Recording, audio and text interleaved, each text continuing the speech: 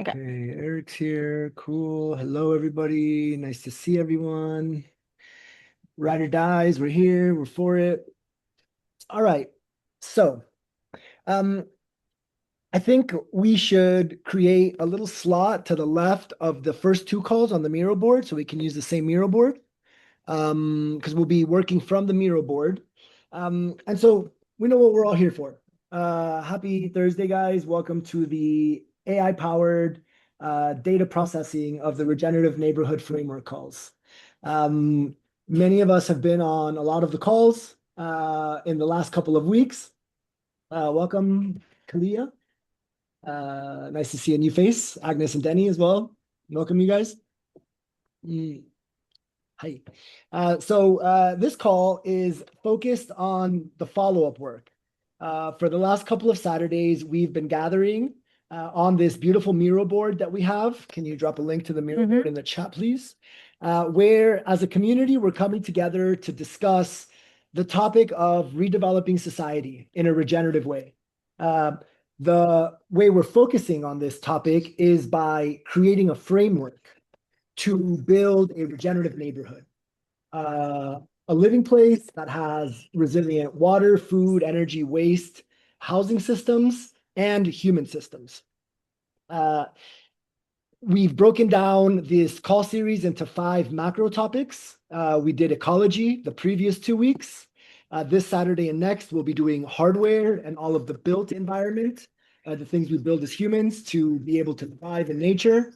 The following week, we'll do human systems, all of the programs and ways that humans interact with each other to be able to thrive in a collective.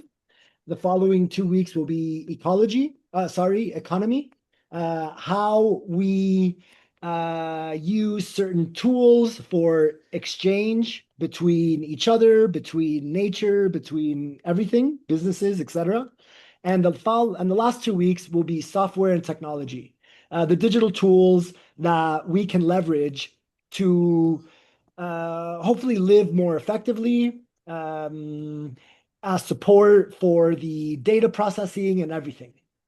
And with that in mind, this call specifically, every Thursday, we're adding now to the call series where we are taking that Miro board of data and we'll be testing different ways of processing that data with different LLMs, with different tools, everything from the tools that we'll use to store the data effectively.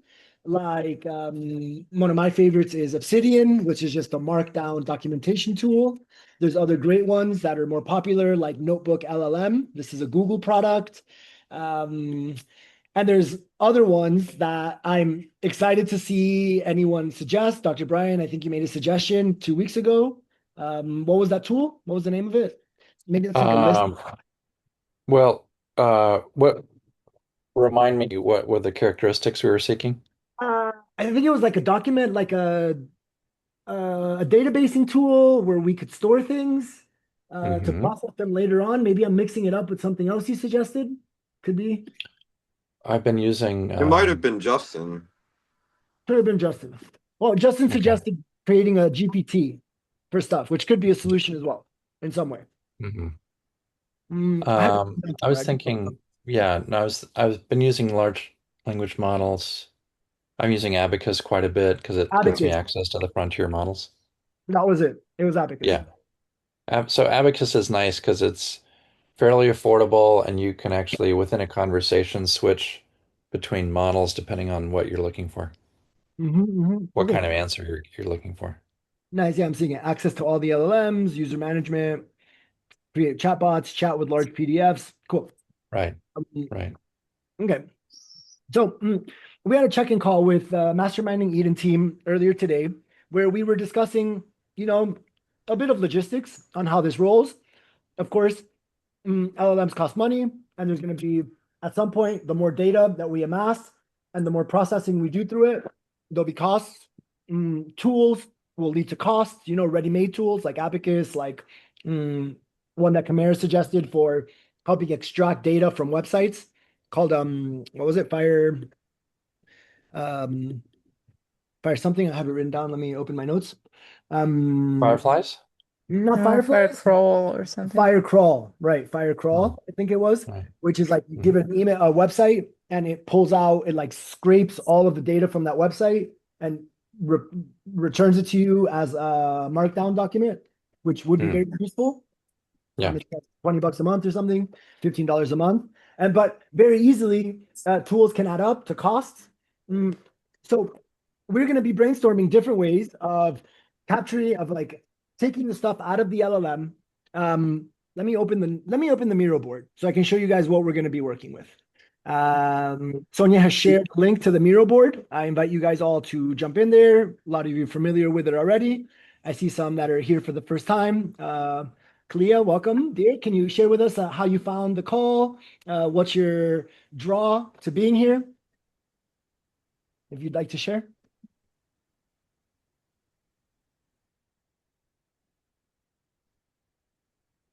Hi, Hi, nice to meet you. I'm in the Bay Area, and I'm doing bioregional organizing here. I'm also connecting up with local neighborhood software builders. I've been working on how we own and control the digital representations of ourselves for 20 years. I run something called the Internet Identity Workshop. I found you guys because you all were on a call I was on this week, and I don't know which one it was. And you posted the schedule of your events, and I like clicked through, and then I got you on my calendar. So I'm here.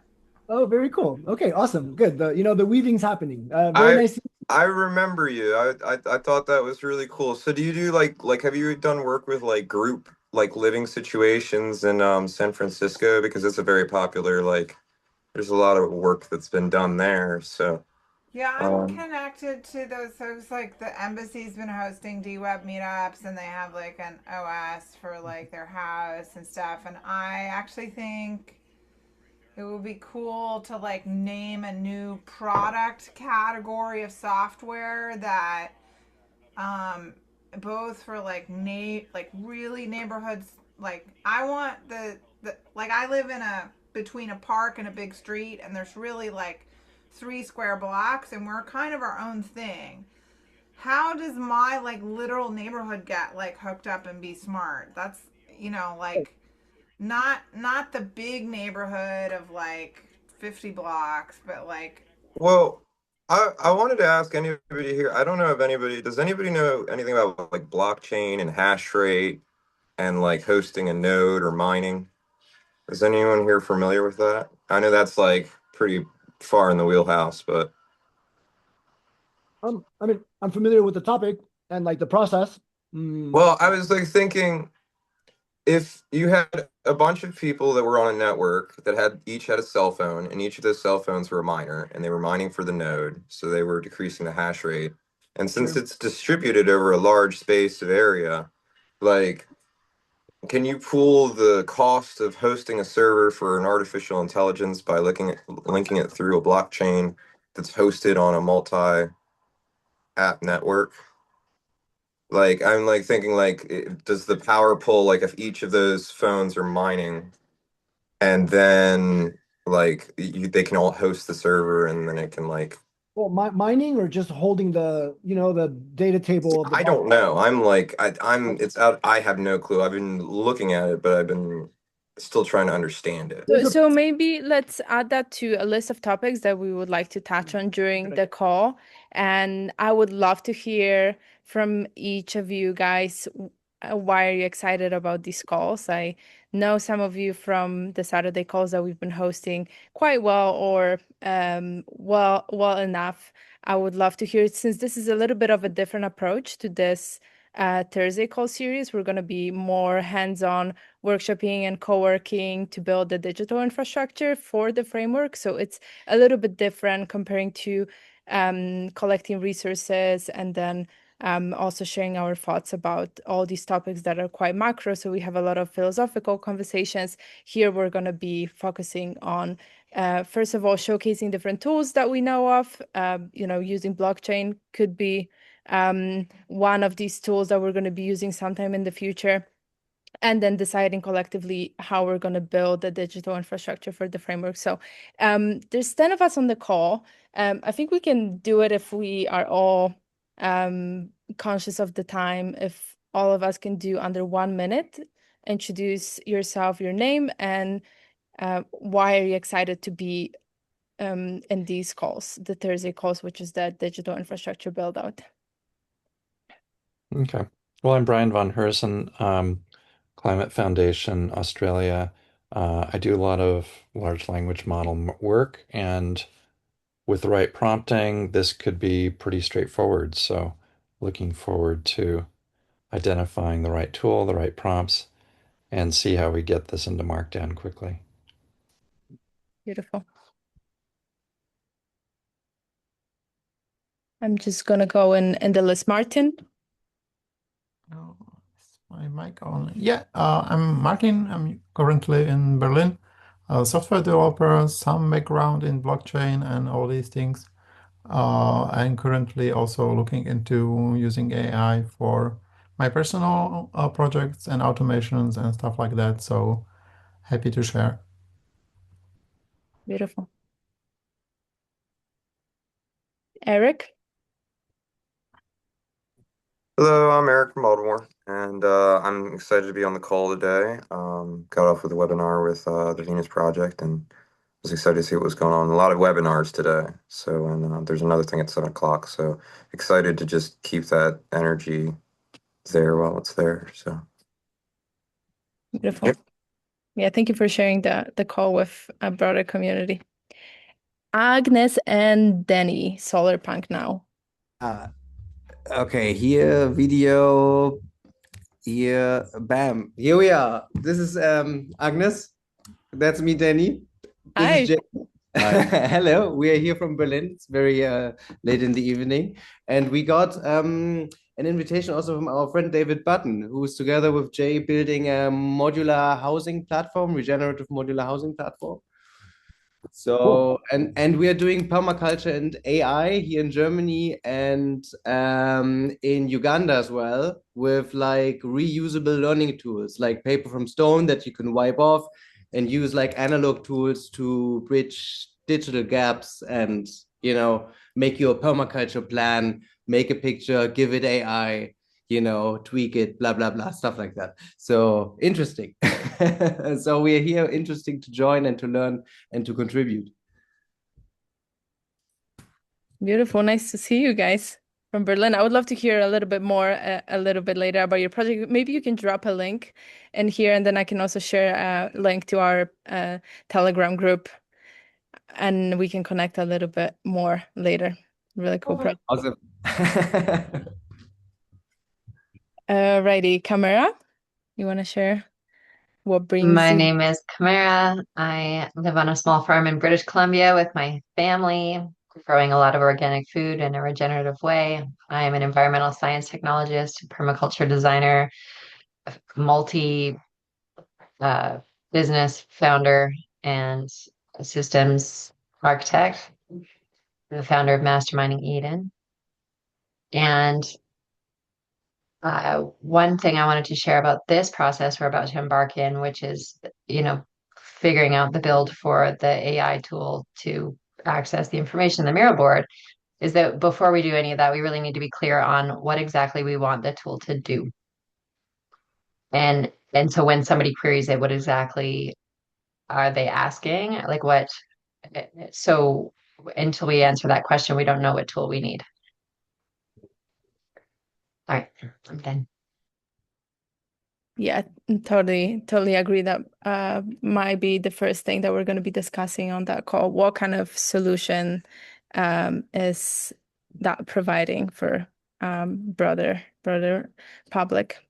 Amazing. Thank you, Camara. Camara is actually the person that pushed the call series forward. And so we're very grateful for that and happy to be meeting now twice a week, not only once a week. So really happy to see you guys here.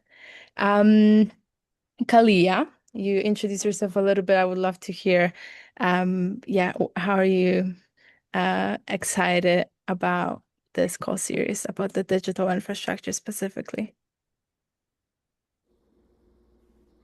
Sure. I mean, I've been working on digital infrastructure for digital identity for 20 years. I'm really hopeful that the protocols we've worked on really hard for 20 years in communities, values-based technologies can get adopted by these movements. That's why I spent all that time in the weeds with the nerds.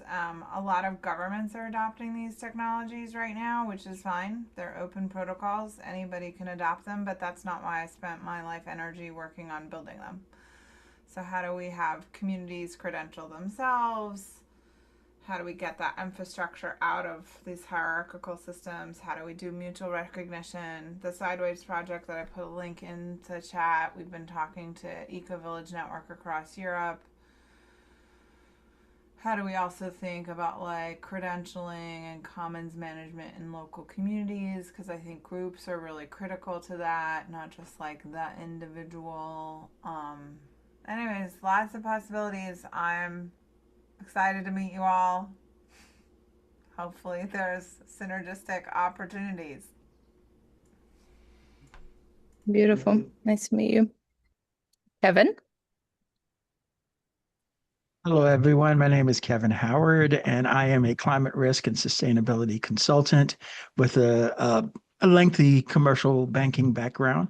And my focus here is really going to be on the ecology and the economy and the human systems. But I'm here and excited about these meetings because I'm not a technologist, clearly.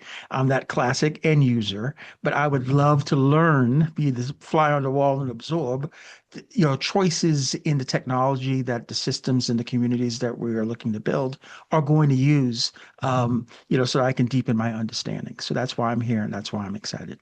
Thank you all. Amazing. Thank you so much for joining, Kevin. And Vic. Hi, Vic. Everybody, how's everybody doing? I'm Vic Desatel. I'm in the future of community under tyranny. It's a test, Minneapolis. So I'm actually blocks away from the shootings. So I'm right in the heart of it. And it has to be a big question we ask as we initiate design. I got to tell you that. So my background is in engineering and also in social architecture. And I've been working on what does the next global culture look like, and have developed what I call the affinity mapping communal correlator.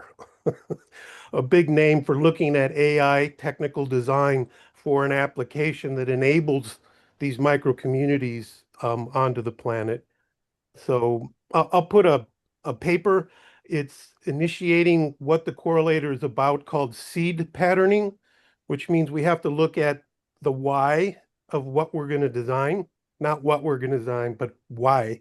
And so I tried to address that in the article. So enough said. Good to be here. Yeah, nice to have you here, Vic. Yeah, I agree. I think we're discussing the why we're meeting and the calls usually on Saturdays, and maybe it's good to bring that up right now because these calls are more so again a hands-on workshop to build the AI-powered library of resources that we're going to be using, and then the goal of the Design Lab series is to create a framework that is scalable and collects all the resources that many of us and people that are not on these calls have been collecting for decades now from the eco-village movements, regenerative movements. So this is a goal for the Design Lab series.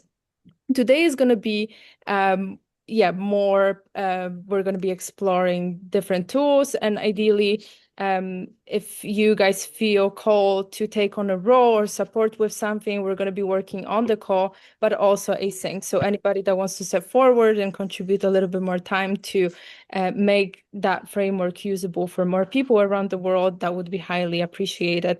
We're all just coming together to make something work because we believe that this is really important. So my name is Sonia. I am currently in Colombia. I am a logistics engineer, and I've been working on eco-villages, community land developments for 4 years now. So most of my professional career have been dedicated to researching, visiting, and documenting these places together with Oscar and a couple of other people. So really grateful for that. And I am excited about this call because it's going to be more tangible, and something that we saw in the last weeks as we've been meeting on Saturdays is that we don't really, we have a lot of resources in different shapes and forms, and we just really need to find a way to make it progressively more usable for people that are not part of these calls. So yeah, I'm really happy about that. And Yeah, Oscar. mic on. Okay.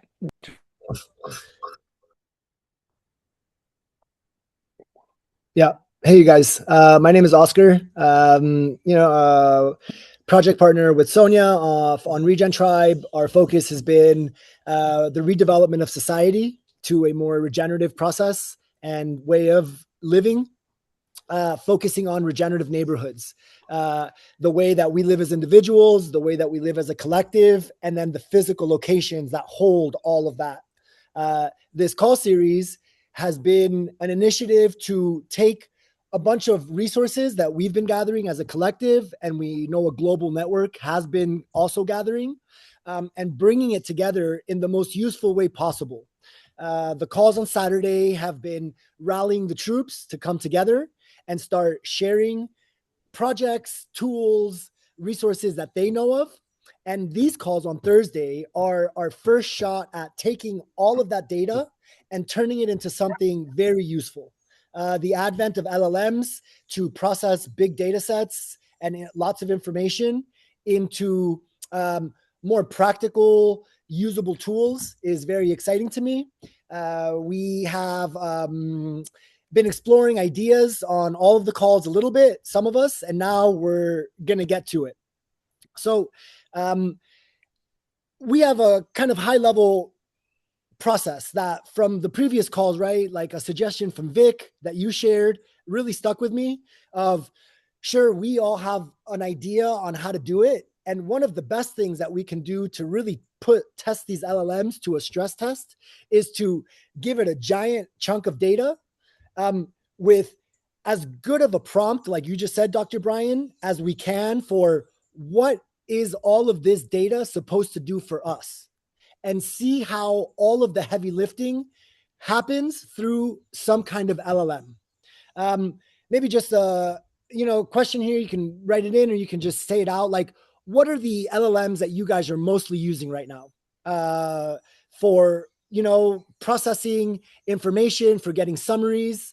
Definitely been using Claude, definitely been using ChatGPT over here. Any other of the main ones that anyone would like to suggest?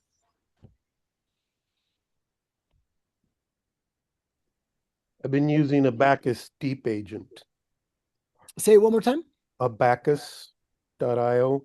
Yeah. Okay, Abacus. Yeah. This is the and one. it's the deep agent. Yeah, you can use all the micro. They have a dozen different chats, so they're a meta integrator. Yeah. If you go to deep agent, it actually helps you to agentify. So yeah, okay, Deep very cool. Agent's good. It's pretty expensive. I usually start out with either Claude for interactive research and finding and basically code development. And if it's more narrative, then I would say OpenAI does pretty well. And then there's a couple other specialties as well for very targeted. Gemini has larger context windows. So, Yeah. and Grok when you want something that's uncensored. Okay, yeah. Nice. I want to give a shout out to one of my favorite. I've been a student of a fellow named Seven Ben Mar, and he developed an AI known as Sybil, and he put in the entire world's collection of esoterica and mythology and world religion, and he's got a very well trained AI on world esoterica, and it's pretty. It's like a rabbit hole kind of.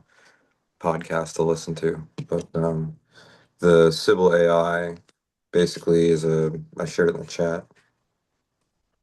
Gives a little description. All right, so I would like to get everyone's kind of thing on this. I'm on the Miro. You can see my screen. I invite you guys all to jump in here. We're asking this first question, right? Why are we wanting to process all of this data with an LLM, right? I think that's like the first question that we want to answer, like you said, Vic, because the next question is, how will we process all of this data? And that'll be with like some good prompts, some good tools.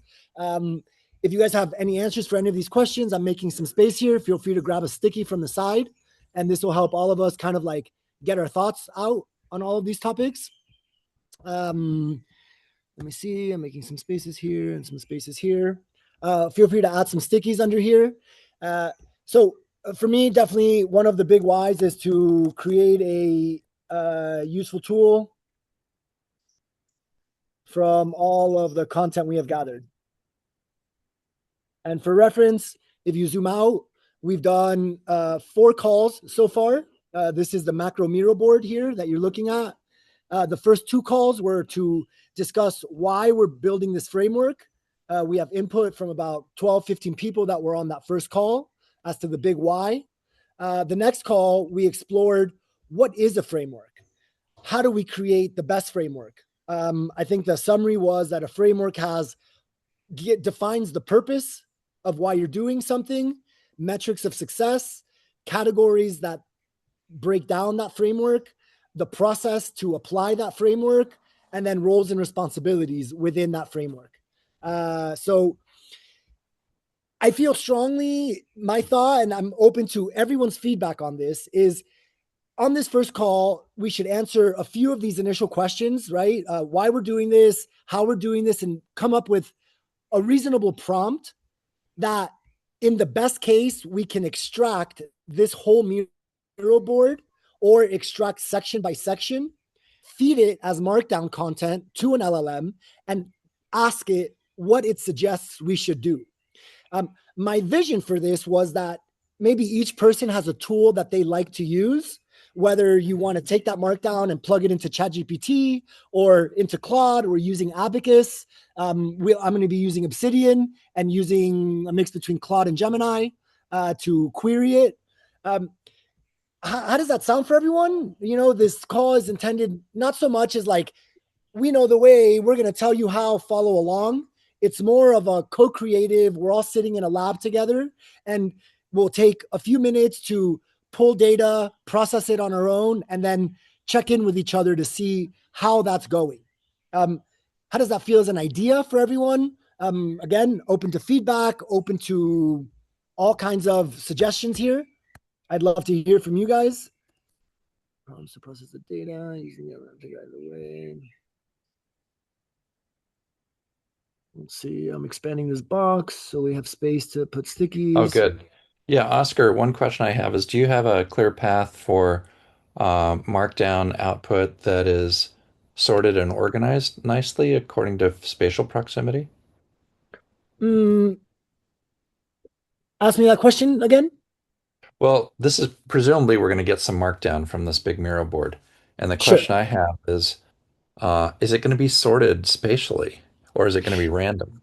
So I don't know that yet. I'm actually going to look up right now what's the best way to extract data from a Miro board. I'm pretty sure we can do it like frame by frame. So my initial thought was to say, okay, first the LLM needs to know what we're doing.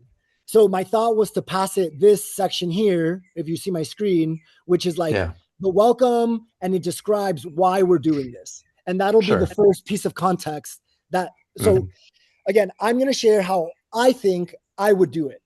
And I would love for everyone else, if you have some concept of how you would process all of this for our end result, which is to take all of this input from a community of people interested in designing regenerative neighborhoods and massage that data in the most effective way so that at the end of this journey, we have a product.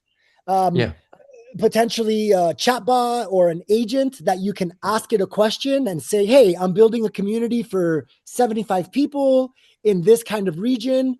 What should I do to kick this journey off? And hopefully this product will say, okay, great. We see here are some projects that maybe you can take some inspiration from. I'm imagining replacing myself as a consultant of meeting people that want to build projects, and what we've been doing for the last couple of years of helping people find aligned data to guide them, tools from different sources that walk them through processes of planning, designing, building, etc. And then a reference to tools that can help them execute those plans effectively. So that description is part of the prompt I'm starting to craft to pass to my LLM. And giving it that as the context window, saying that's my goal. Here's the data I have. Tell me what to do. That for me is my first level step into letting the LLM do all of the heavy lifting. One good prompt, a background of like what context it's receiving, and asking it to guide me through the best suggested process.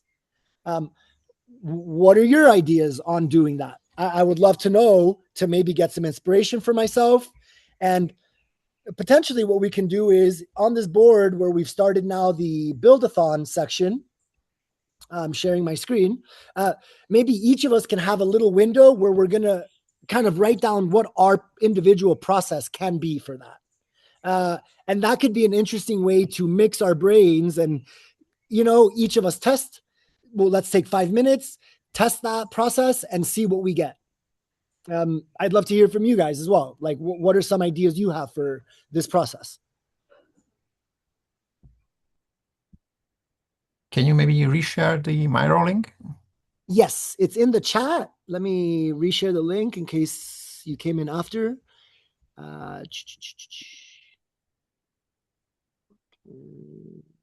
It's here. Boom. Copy, paste. And this will bring you right to the. All right. And the last link I shared, it seems that Miro has already a good AI MCP interface. So it could just work if you are lucky. Sure. Yeah. This is, one of the hopes, right? Let the AI do a lot of the heavy lifting here. Yeah. Hey, Oscar. So yeah, let's see. Maybe someone wants to lead that. Like I've never used it, to be honest. I've pretty much only used it for presentations. I haven't tested the AI thing. Again, this is why this is a build-a-thon. We're publicly working on things and sitting in a room together to make different suggestions. Maybe we're each missing something and have a different piece. So maybe we can each take a role in that. Like, who wants to test the Miro AI and like play with it and see what it responds? That could be really cool. I'm interested to understand what kind of output formats we've got available to us, and then working with those outputs in Abacus. Okay, interesting. Yeah, great. So, Dr. Brian, you're going to be leading the Abacus, let's say, team on this. Sure. Very cool. So, to kick that off, the first thing is you want to be able to extract data in an effective way that gives you like the context well. Yeah, if there's a markdown function, let's just see what it does on the whole thing and then what it does on subframes. Sure. Okay, so let's say like this could be one of the main frames here that we're going to extract. Okay, Sonia, so do you know how to extract this? Convert to, yes, we can extract frame. Slides. I can export it here. PDF. So it seems like if you're seeing my screen, I have this thing here that is a frame. And this frame seems like there's options here where I can go and share and export. And I can export this either as a PDF, as an image, as a CSV, Excel, or embed this widget. There's a markdown option you said? I don't think I ever said that. Oh, okay. Sorry. I misheard them. Okay. So let's see what this looks like as PDF's useful. Yeah. Let's export this as a PDF because then we can image process that. How about we try? Now, how does that compare to exporting the entire Miro board as a PDF? Yeah, you can do that. Also, I'm paying for Miro, just the basic plan, but it's still paid, and there's some credits to be used with Miro AI. I haven't really experimented with that much, but for a person that would like to, if there's no other person, I will do that. I can give you credentials if you don't have a paid Miro option, and then we can play around with that as like a parallel. Okay, that'd be interesting. Tool. So yeah, if someone wants to lead the Miro AI team, I think these will be kind of like the breakdowns of how we're going to process it. So I imagine there is definitely like going to be, okay, so let's see if we can extract the whole board. Like that feels daunting to me just because it's so much stuff and it's so like scattered. I wonder. I just like to see how it's organized. It'll be very useful to see how it's organized. Yeah, totally. Okay, so let's see. How do we extract the whole board? What's your process on that? Let me see if I can export the whole board. Okay, so let me query my LLM as well and see how we can do that effectively. Board export here. Okay, so here's my export option. Oh, that's cool. Board export PDF. Yeah, save as PDF. There you go. Download board backup. There's also a backup if the backup's readable. Yeah. So export as a PDF and as a backup, and we can see if the Abacus can read the backup. Yeah. As a vector, right? That'll take many minutes. Sure. High quality images. A good plan. That would be the best so that it can actually make sense of the things. Yeah, I guess that's my fear, that it's like, because I'm so zoomed out that it's going to be, all right, let's see what this looks like. Towards being processed. This may take several minutes. Yeah, it's text. There's a few images. Yeah, so we can chat a little bit while this is happening, because now I'm totally frozen on my Miro board. And so, Oscar.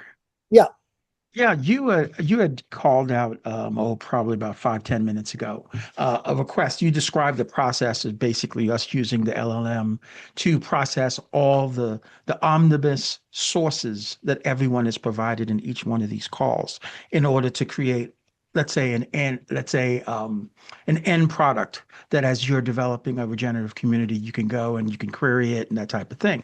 Okay. And you asked, does anyone have any other ideas of using that process, of informing that process? And so I've attended several of these meetings, and I think that, just like the limitations on any LLM is the context of the information that you provided. So there's a pretty profound selection bias in terms of participation, with the people who are providing data here. And I come from that core selection bias group, which is modernity, laden towards Western civilization. I hear and I've seen almost no indigenous wisdom perspective on it. And to me, my concern is strategically we are subject to, Einstein's famous adage of, applying the same, trying to solve a problem with the same thinking that created it.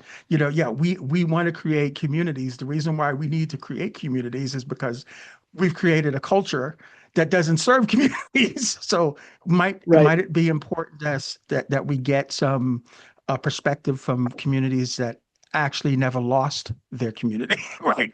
Other than it being destroyed by external forces. You know what I'm saying? So do we have members in the community that we're talking to that comes out of the indigenous world? And therefore we can incorporate into the solutions, the steeped indigenous wisdom that is available to us. So I don't think anyone here is part of an indigenous community. Maybe we have I think the best case for that. Vic, go ahead if you have something to say. Well, jumping on that, so we go find them, and we need to. That's what I'm saying. We need to bring it in. Jumping on board with you, Kevin. Being a designer out of Silicon Valley, I saw how we design shit. And it starts with managing data and information. So we're not correlating relationally. But Kevin, your question was a relational question. What is our relationship with the indigenous? And there's not a lot here.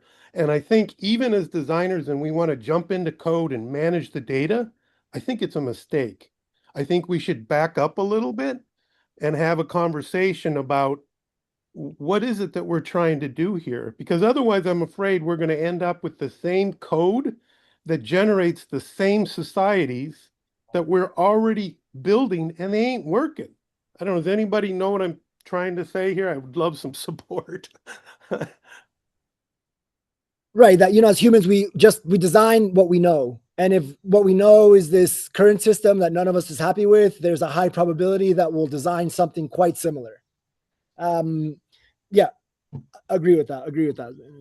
Download link looks better. Okay, so cool. So this download link is now processing for me, and I'm going to share it. Where's the best place that I can send something to everyone? I guess we can do it right on Zoom. Maybe I can upload it there, and you can see what that file looks like. It's only 82 megabytes, so it's not too big. Or we can just use Google Drive, share Google Drive to upload all these. That's cool. PDF. I think the Zoom, because we have like the good Zoom, it like lets you upload files. So like, here we go. Let's see what this lets me upload.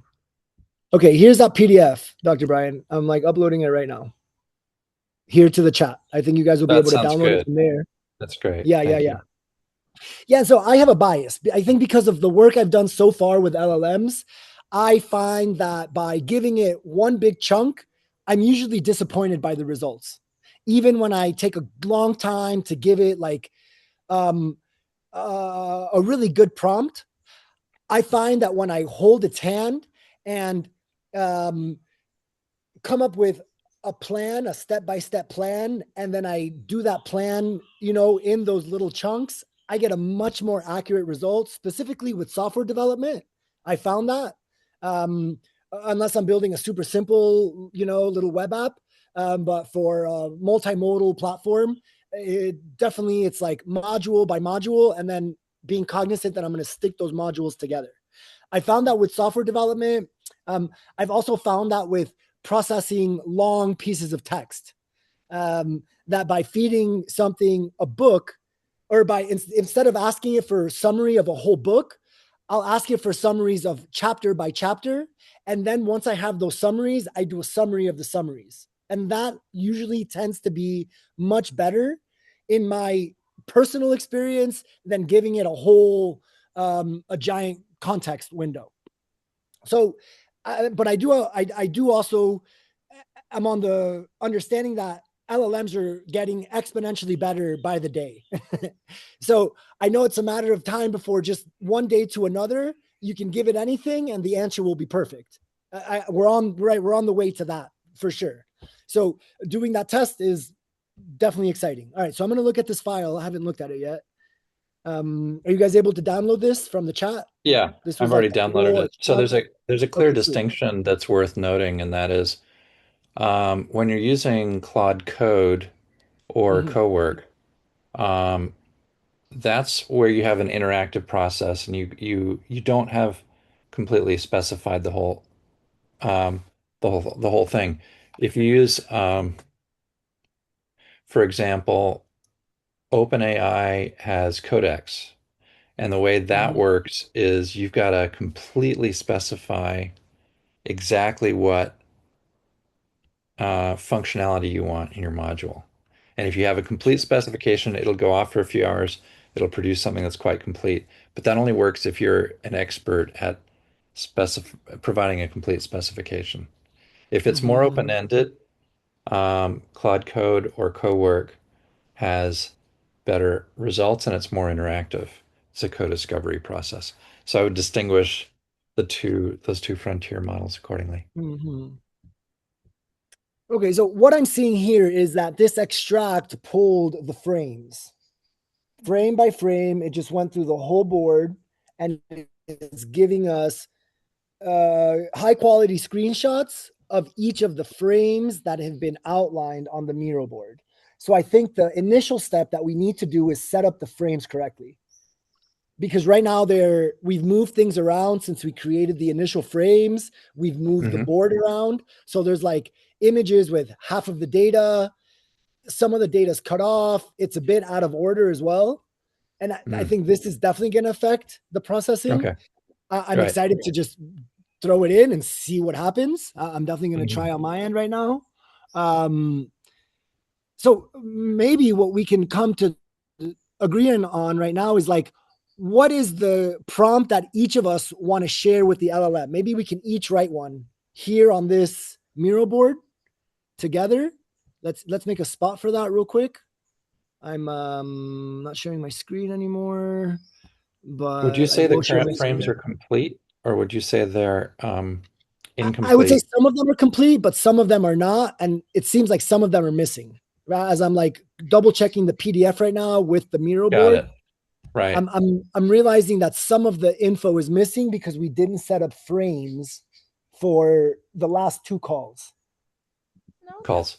frames are there. Are they framed? Yeah, all of them are framed. Okay, let me see. Let me compare this one then. It's just a transparent frame. Well, our last 2 calls were on ecology, so I think there is an ecology Sure. section. Yeah, I'm seeing that. Those look pretty good, actually. Yeah, it should be there. What I can do is I can just not put these things into frames. I usually use frames to just put content inside, so it's a flow for the call. I can just turn it into an element instead of a frame. That's going to make the process better. The question is that, does that even matter as much for this? Yes. But I think the bulk of the work will be not necessarily going through that, but for the boxes with the resources. By boxes, I mean the frames. Like, for example, here's one big frame. I don't know if, oh no, my screen's not sharing right now, but like we have one frame for all of call 1, but it's great because it's such high quality since it's a vector. Yeah. Can you upload vectors? Yeah, it's a PDF. Yeah, should be fine. So yeah, I'm seeing here we have all of call 1, all of call 2, and all of call 3. Who are rescue dogs are acting crazy out here. Okay, all of call 1, all of call 2, and all of call 3 are in frames like halfway through the PDF, which is pretty good. Let's see. And then call 4 is kind of broken down slice by slice, and then underneath as well. As long as it's complete. Yeah. Actually, it seems like it's complete. There's like some extra slides that are doubled I'm seeing now as I'm comparing back and forth with the Miro board. And they're like a little bit out of order, but yeah, let's process this. I think one together point that we can do real quick is like collectively write out what prompt we want to give this. Yeah, I'm working on one now. Okay, cool. Let me refresh my screen. My Miro's freaking out now after extracting. I don't know what's going on with it. There it is. I'm back.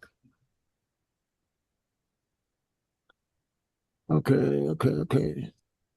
What tools will we follow? All right, so create the best prompt. Over here on the right, I'm creating space under here, and I'd invite each person to drop a little post-it there. With Remind me, we've completed the second ecology call, but we haven't done the next call, or did we do the next call? We did both ecology calls. That was call 4 and 3, and then call 2 and 1 was call 2. We described like what is a framework. We explored what should be in a framework, what are the things that we want to add to a framework, and we should definitely include. And then call 1 was kind of just an intro call. There wasn't a lot of data there besides the big why. Why are we doing this? Which all definitely important for the. I have someone else joining. Hello and welcome, most recent joinees, August. Welcome. August is also here in Colombia, part of this bioregional mapping and initiative to support the Sierra Nevada mountains. Welcome, regenerative practitioner, magician in all the ways. Welcome, Great Works Alliance. We're like diving right in. We're starting to look at the Miro board and explore what is the best way to process all of this data. What we've come to terms with so far is we need to first understand why we're doing this effectively. We can pass that to the LLM so it has context. And now we're going to write the prompt for our first exercise, which is we've extracted the entire Miro board as a series of PDF slides. And we will be passing this to each of us have an LLM of choice. Dr. Brian will be using Abacus. There's the Miro AI that we'll be testing in some ways. I'm probably going to be using a combination of Claude Code, Gemini, and ChatGPT. We'll see how that goes. I have access to those available to me. So if anyone has an LLM they'd like to use, maybe Grok, they have a paid version of that or anything. We've dropped the extract of the Miro board here in the chat. It's an 89 megabyte file, PDF, that has all the quality and has, from what I can see, all of the data so far. The exercise right now is we are each going to write a prompt that we want to feed the LLM. with our instructions of what it should do, what it should have in mind when processing all of this information. And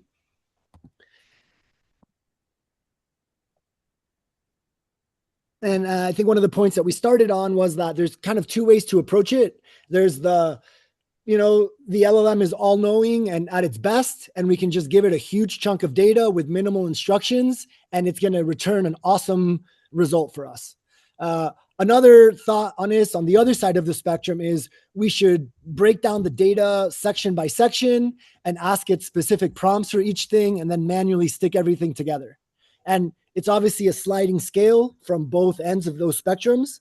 That will be the sweet spot. Hopefully, further to the first side, which is the LLM does most of the heavy lifting. So I'm writing my prompt over here where we have suggested process to follow, right? Create the best prompt to instruct the LLM on how to process that data. Kevin wrote a prompt. I'm doing the same right now.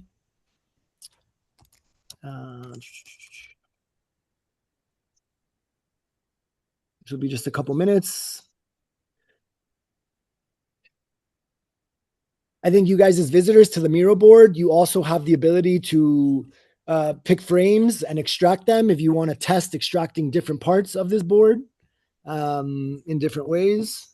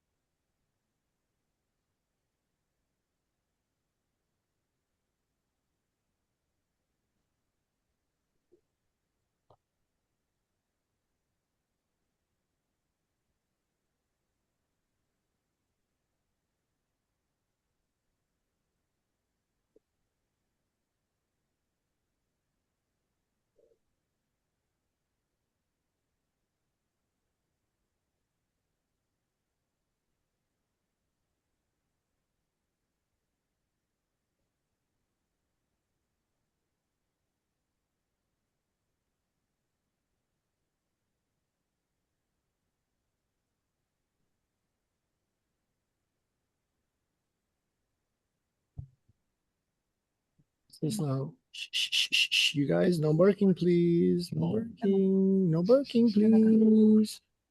All right, I'm gonna use ChatGPT first and see how this goes.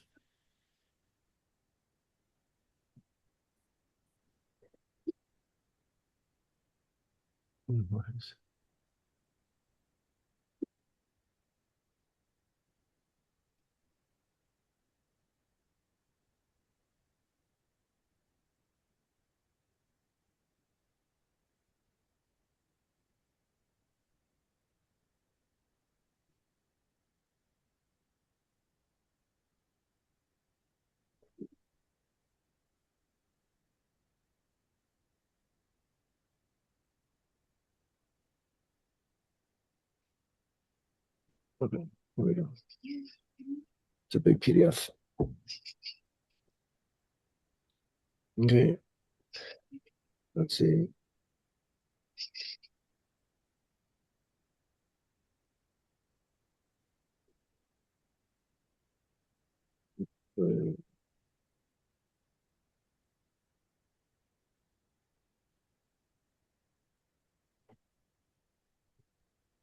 Library. Okay.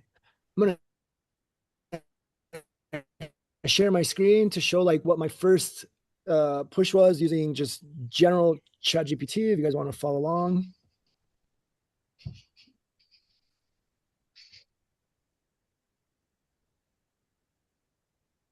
Yeah, the Miro board's getting heavy and it sometimes doesn't pull through. Eric, are you able to download the PDF of the board? Yeah, sort of, kind of. I was Maybe able tough, yeah. to. I feel like it gave me just like a little slice of it. Okay. Right there. I'll see. It's taking a while, but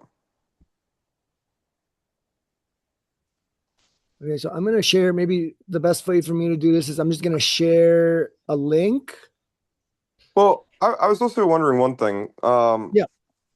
Would the AI be able to actually watch videos and absorb that information, or like any of the I was kind of thinking it's like any of those YouTube videos that I posted up of either Why on Earth Soil or Nate Hagen's Great Simplification, any of those podcasts, like it would probably be better just take the streams of the transcripts and then put them in. Like they have an idea for the Venus project where they want to take all of Jack Frisco's transcripts and put them into a large language model. So like that could be applied to any great thinker, really, but it's just a lot of input, and then also you have to have like trust and verify with people. Like I feel like trust and verify is going to be a very important aspect of the future if we're going to be using AI. Just to keep continuity and culture. Yeah, I think for the videos, I imagine it's going to process the transcripts. So that data will be, right, pure transcripts. Yeah, I don't know. Yeah, I don't know the depth of the complexity of the artificial intelligence. Like, I don't know about any of that really. I have no insight. Yeah. Okay. Question: is anyone working with Cloud Desktop or something like that? Yeah, I've got Sonnet. I've got initial report outline, I think, for a whole draft. So I'll upload that to the Regen neighborhood now, if there's an easy way of uploading. It seems that there is like if you get an access token for the Miro board, there seems to be a good MCP for Cloud Code or these kind of tools, which enable like basically the agent can then directly manipulate the board, read from the board, and have like almost direct access. Okay, very Yeah, cool. I can find that. Access If token. it works, then it works. If it doesn't work, yeah, but it's worth a try. I both pasted the links in the chat.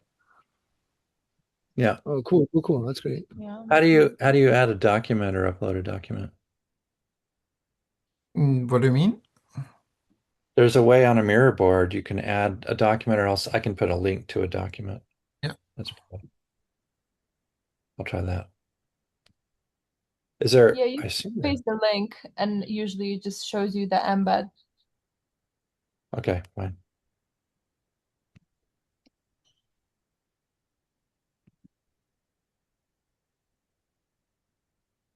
Another thought is that we do have a lot of resources on the Tribes platform that are not on the Miro board. So maybe not today, but moving forward, it would be nice to have a way to extract that information and then have it as part of the documentation. I think the dynamic as a keyword here would be reflected in users async adding more resources in the future, and that becoming part of the framework without us having to always export it and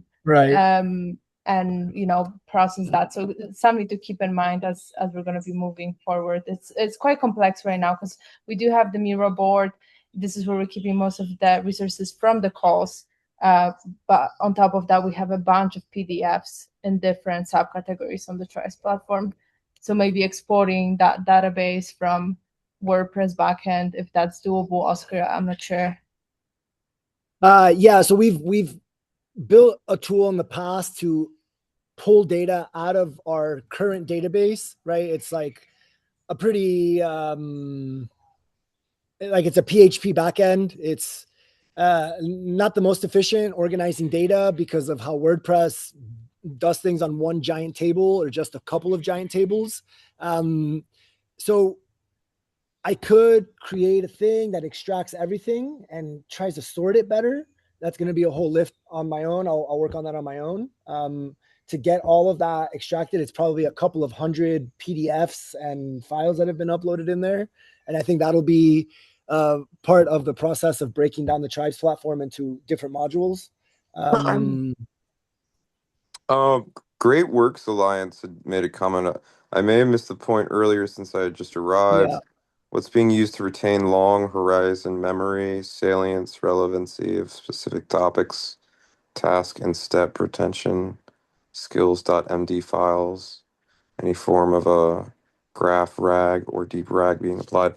I don't know any of. I think that's a valuable comment. Yeah, it's a very good question. So my general like process for handling lots of data is I've been using Obsidian, which is just a markdown editor, and it allows me to create folders with files inside.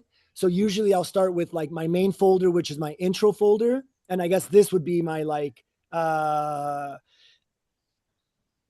long memory document sync where I put the intro folder at the beginning with like a description of what I'm doing and my general context, and then additional content gets added into different folders. And then I can click multiple folders and query those folders in whatever order I need or with whatever context window I need.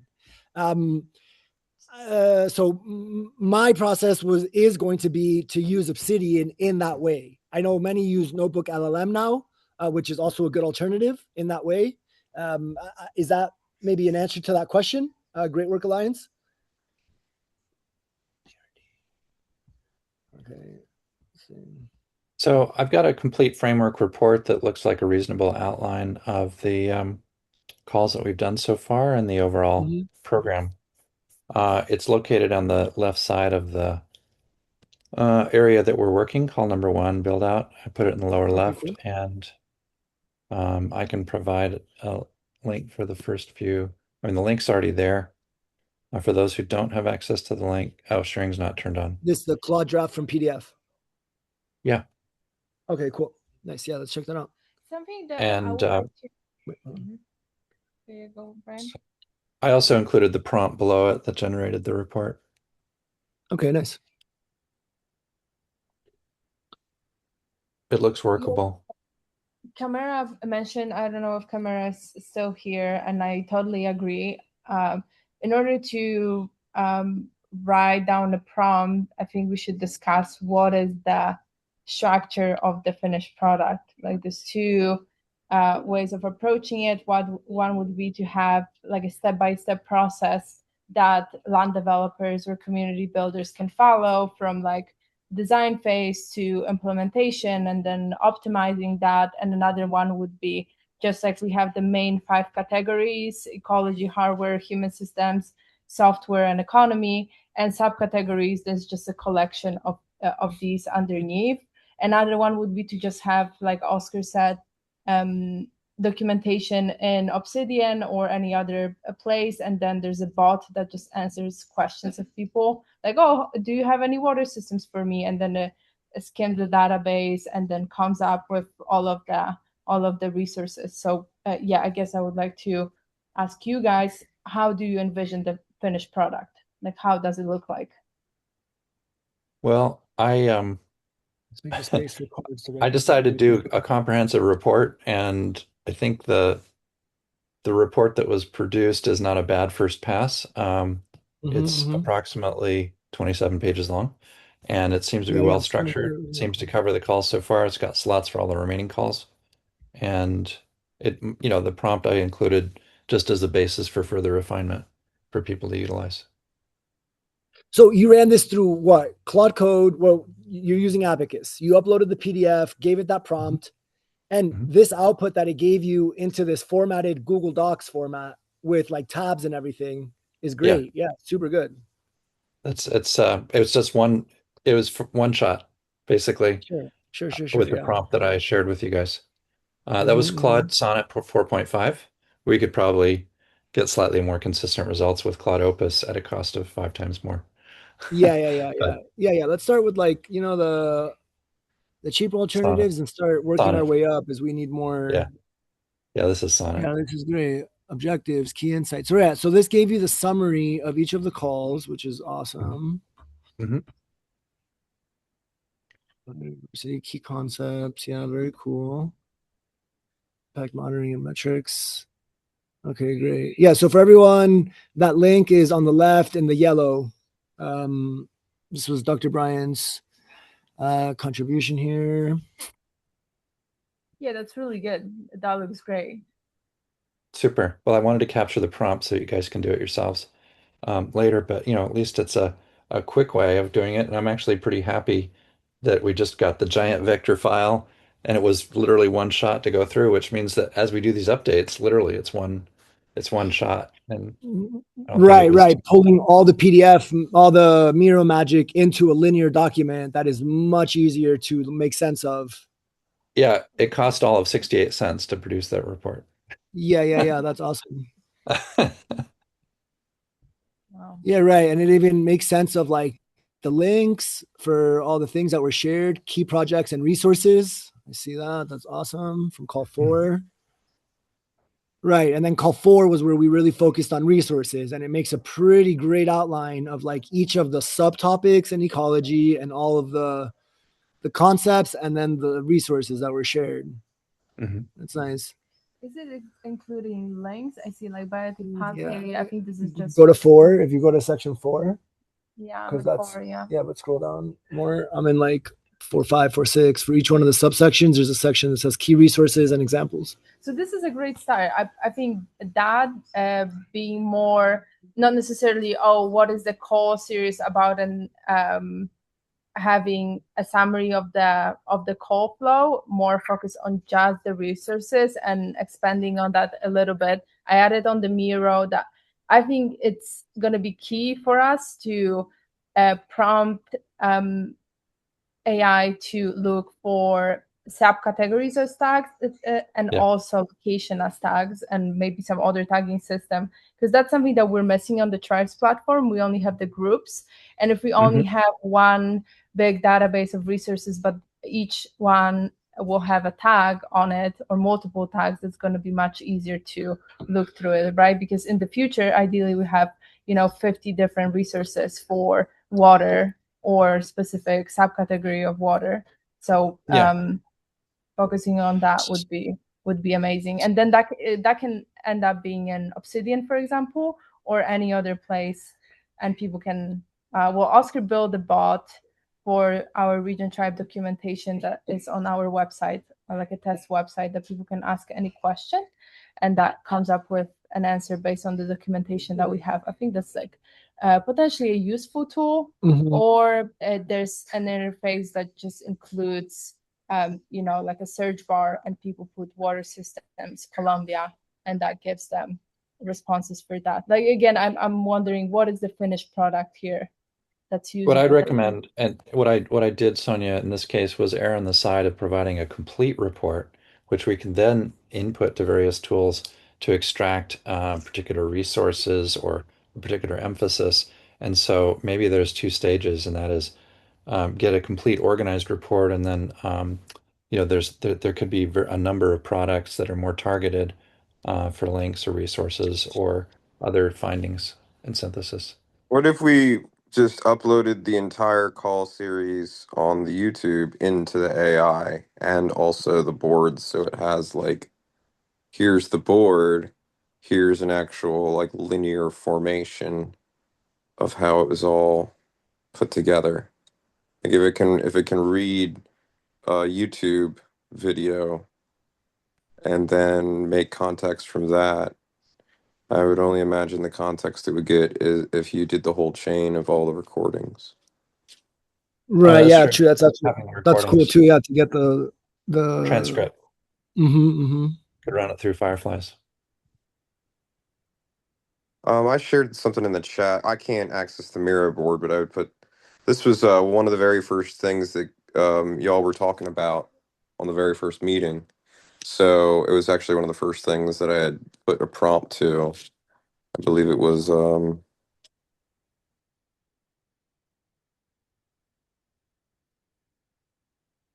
What do you mean that you couldn't access the Miro board?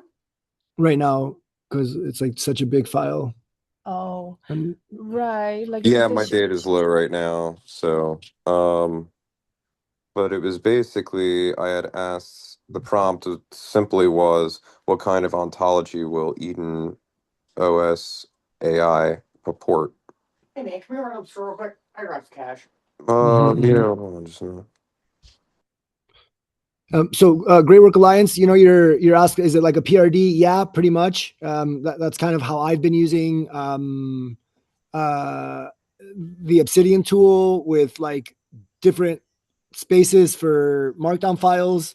And then I'm able to process select folders to give it specific context for different things that I'm working on at a time. So I don't have to process all of the data all the time and like rack up costs.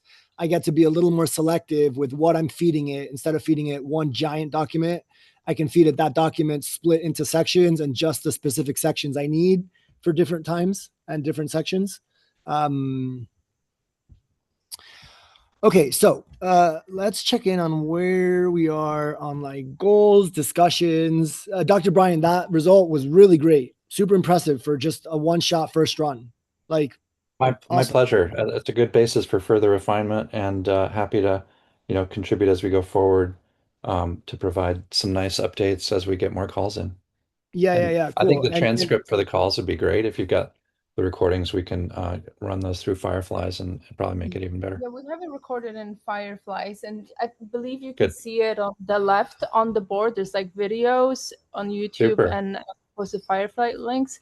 Can you bring everybody Okay. there? Yeah, where's the Let me see. Oh, here? It's over here, but don't transcripts and recording? Okay, yeah. Sonia's been sharing both links. I'm gonna bring you guys to There's more. bring everyone Okay. to me. If you're on the Miro board, Nice. on the left side, actually, let me share the screen so people Essentially, that under watch this recording. each call name, you have a list of the. Yeah, I'm sharing my screen now. So underneath each call, Yeah. Sonia's been sharing the here you can see recordings for each call 0.2, which was our practice one, and then call 1, 2, and 3. We have to put, call 4 will be done here, I imagine. Yeah, here's the most recent one. So call 1, 0.2 was like our preliminary test one that we did. Then call 1, 2, 3. Oh, call 4 is still missing. We gotta add that. Okay, that's cool. But maybe it's. And then on the right, we also have the Fireflies. Yeah. We also have Zoom transcripts, if that's better. You mentioned Fireflies. Zoom transcripts are good. Yeah. I think if you go to that link, you can already. I'm pretty sure even from YouTube, you can just like pull the. It's probably not as good as Fireflies. Let me see real quick. Analytics. Cool. More. Yeah. Okay. Yeah. Show transcripts. Yeah. Even right on YouTube, you can like show transcript and probably pull the. Yeah, it looks like the transcripts are available. That's great. Yeah. Is it pulling it from the Zoom? No. Okay. Okay. So get it maybe from let's. Fireflies. Mm-hmm. Yeah, that's cool. Yeah, I think the Fireflies one will probably be one of the better ones. That's my guess. Yeah. Fireflies. Zoom has a The really Fireflies good... transcript I'm downloading now, so that'll help. Oh, nice. Cool. Yeah. Hey, welcome, Giuseppe. Welcome to the call. We're processing data right now using the LLMs.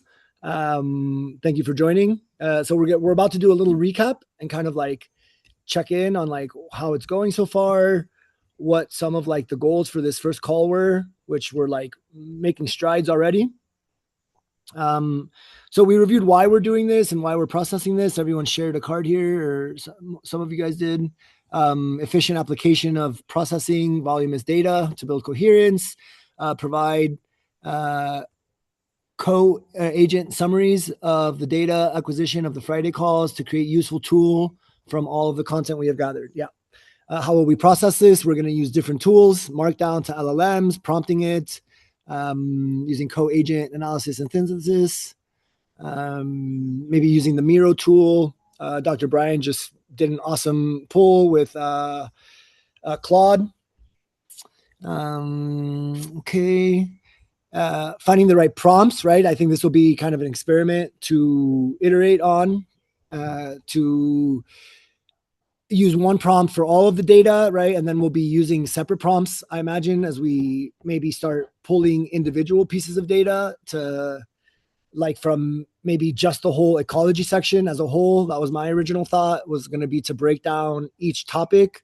I see this macro framework of building a regenerative neighborhood in those 5 categories as being a compilation of five frameworks for each of those, like one mini framework for each of those that, in some way will even be comprised of a framework for each of the subtopics at some point once we get really like, fractal down to the data.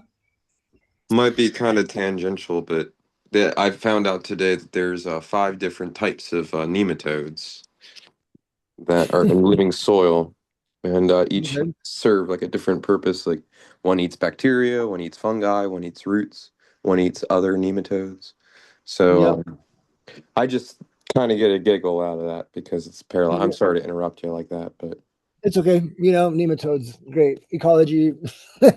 I'm sure there's well, something there for us to take into account for well, our that's like process.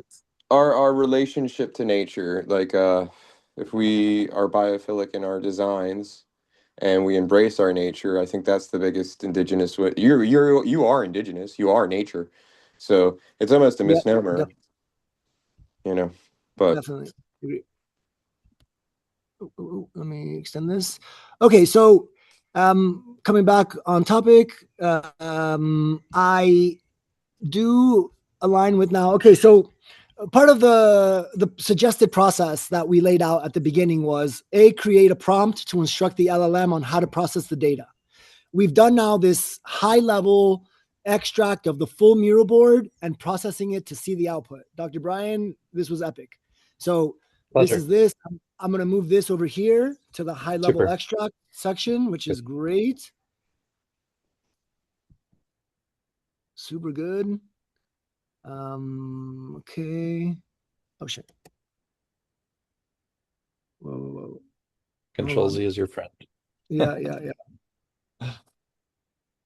What just happened?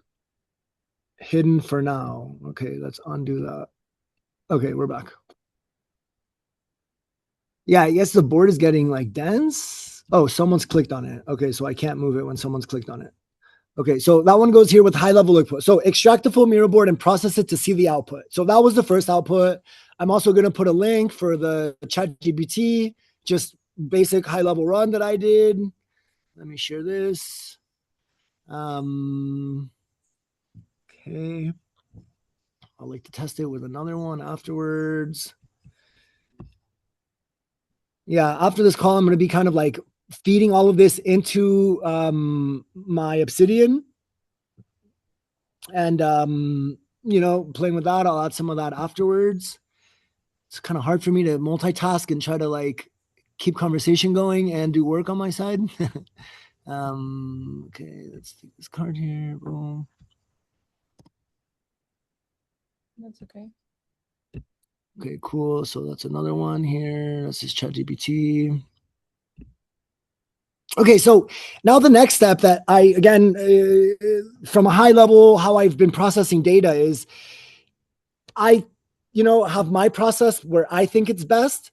I also find it really interesting and have found much better ways of doing stuff where I admit that I only know what I know and I test the LLM and I outsource my process, engineering and ask the LLM, okay, you have all of this data now and this is my goal.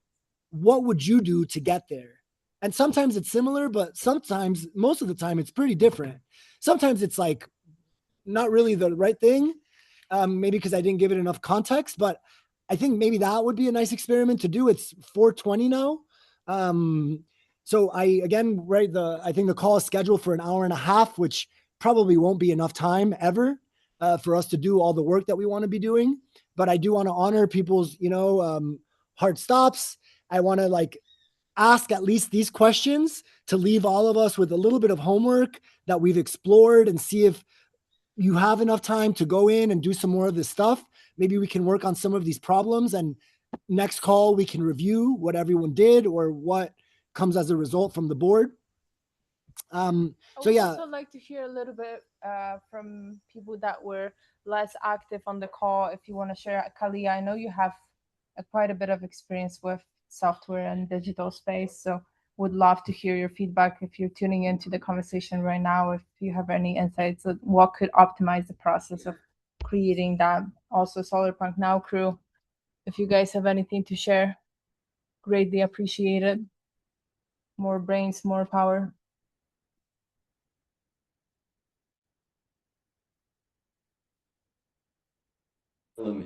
Yeah, we just posted a PDF. So we were like running the PDF through Notebook LM out of curiosity, because of course we have not really a lot of context. So we wanted to find a way also how to grasp what's actually going on here.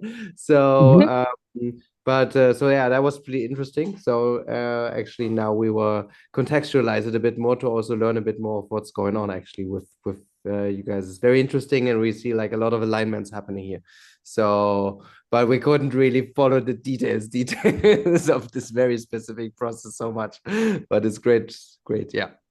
Sure. Feel free to ask questions, like raise hand, ask questions, maybe if any clarifying questions can like speed track you guys to being there, to be able to ask, your LLMs better questions and processes. Like this is what the calls are for. Kind of all of us working on our thing, popping in to share how it's going with each of us.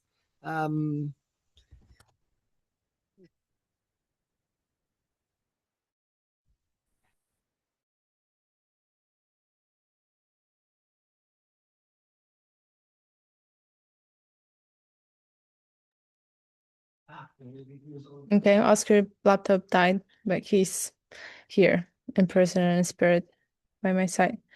Cool. Yeah, thank you so much for sharing that. I think the summary that Dr. Brian came up with help of AI will be a good way to understand what we've been up to. Also going through the Miro board if you have time. That's also good. You can add notes there async, so you can kind of understand the flow of the workshop that we had so far. And also we have a call on Saturday that's going to be focused more on hardware, which is build infrastructure, all of the resilient resource system like water, food, energy, and housing. That's going to be the focus. So we're going to have conversations around why that's important, some design guidelines and such. So if you guys are up for it and free, join on Saturday. That's going to be the same time as today. If you access the calendar, I believe that you already have the link to that Zoom. But yeah, also as Oscar shared, ask questions. This is a collaborative environment, and we're all just coming up with solutions. So we'll link to the Regen Tribe Telegram group, because they were like following up conversations and like doing post work. That's a good idea. Yeah, I'm gonna share a Telegram link with you where we chat async about the framework and the calls and many other things.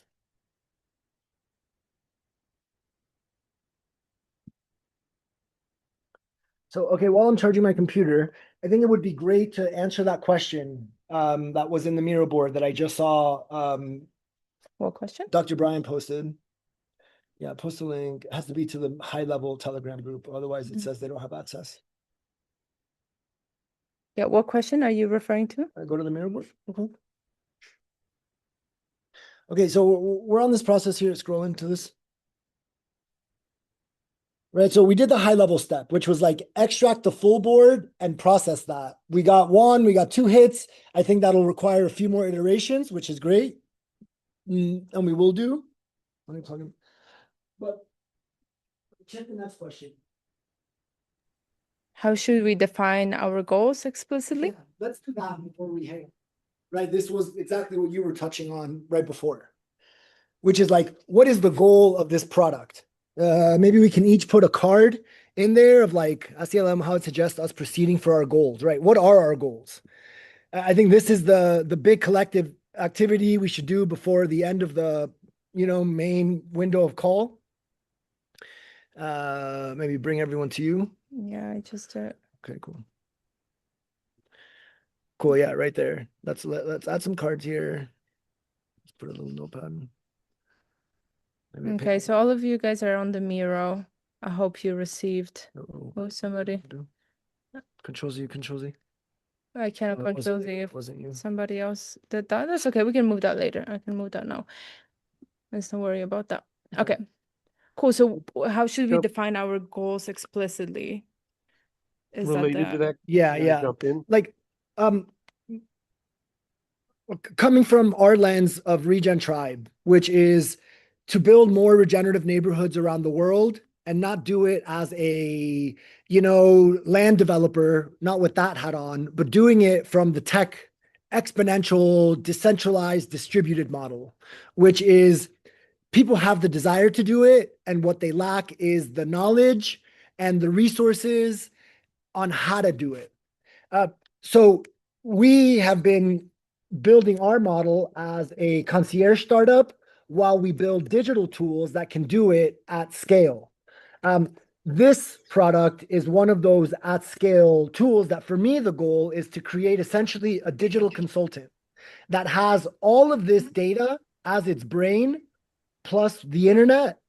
And anyone with a desire to build a regenerative neighborhood can literally talk to this agent, the Regen neighborhood agent, and get walked through step by step the process, the tools, the network, and anything else that they need to go from an idea to a full-fledged regenerative neighborhood.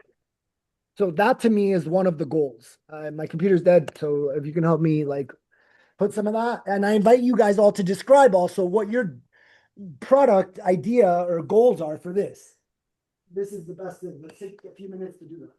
We set a timer so everyone knows that. Computer? Yeah, I think that's a good process to start with and have a baseline for the next call. Maybe we can share that on the next call. I come back to what Camara said, which I stand by, which is what is the problem that this framework will be solving. And so Oscar said, okay, let's not look at it from a land developer lens. I would actually do that and think about it. Okay, I am a person that wants to start a regenerative neighborhood. How can I use this tool? How is that going to be helpful for me as a busy person that's going to have to consider all of these topics? So that's really important for me because we meet a lot of these people, we visit these projects, and so ideally this is one of the tools that we are proposing every time we visit or connect with land developers and community builders is, okay, if you have any questions or are looking for resources, this is going to be useful for you.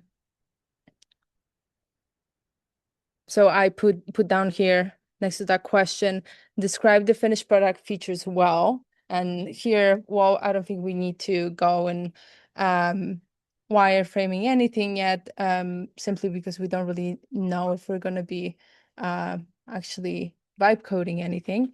But more so, what problem is this framework solving?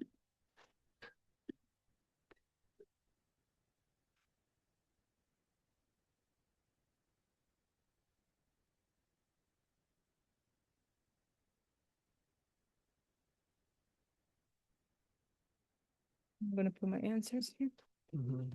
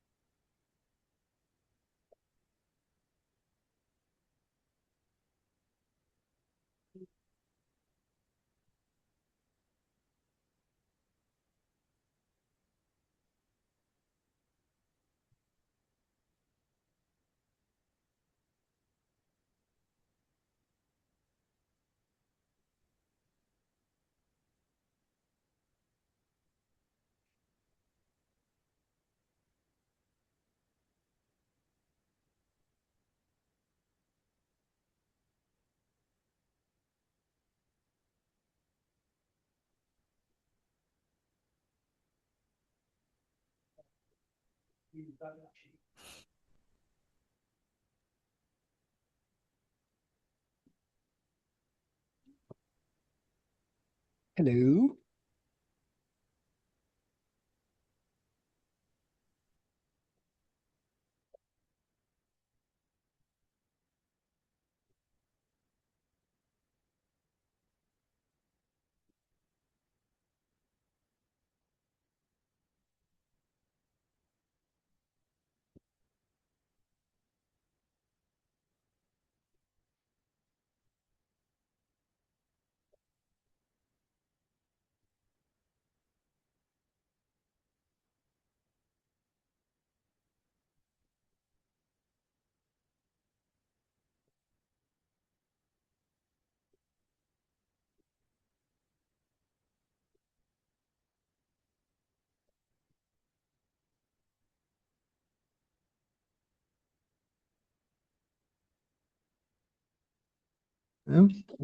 Yeah, I'd love to give everyone on the call a moment of reflection here. How do we feel this call went? Where it's exciting to be co-creating. This is like one of my primary love languages on how I connect authentically with people, sharing a passion, finding a challenge, coming up with solutions, failing together, succeeding together. I would love some feedback from you guys. Again, what did you like with the call? What could we have more of on the call?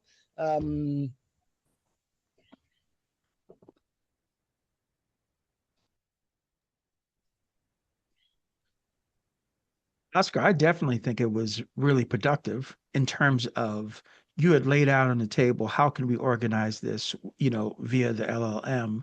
And Dr. Brian comes up with I mean, we actually did it in real time, So I mean, Right. it's a start, it's a process, it's going to be perfected and it's going to be many iterations. So in that respect, I found this call to be helpful and productive because it was receptive to the inputs of many people who were participant in it.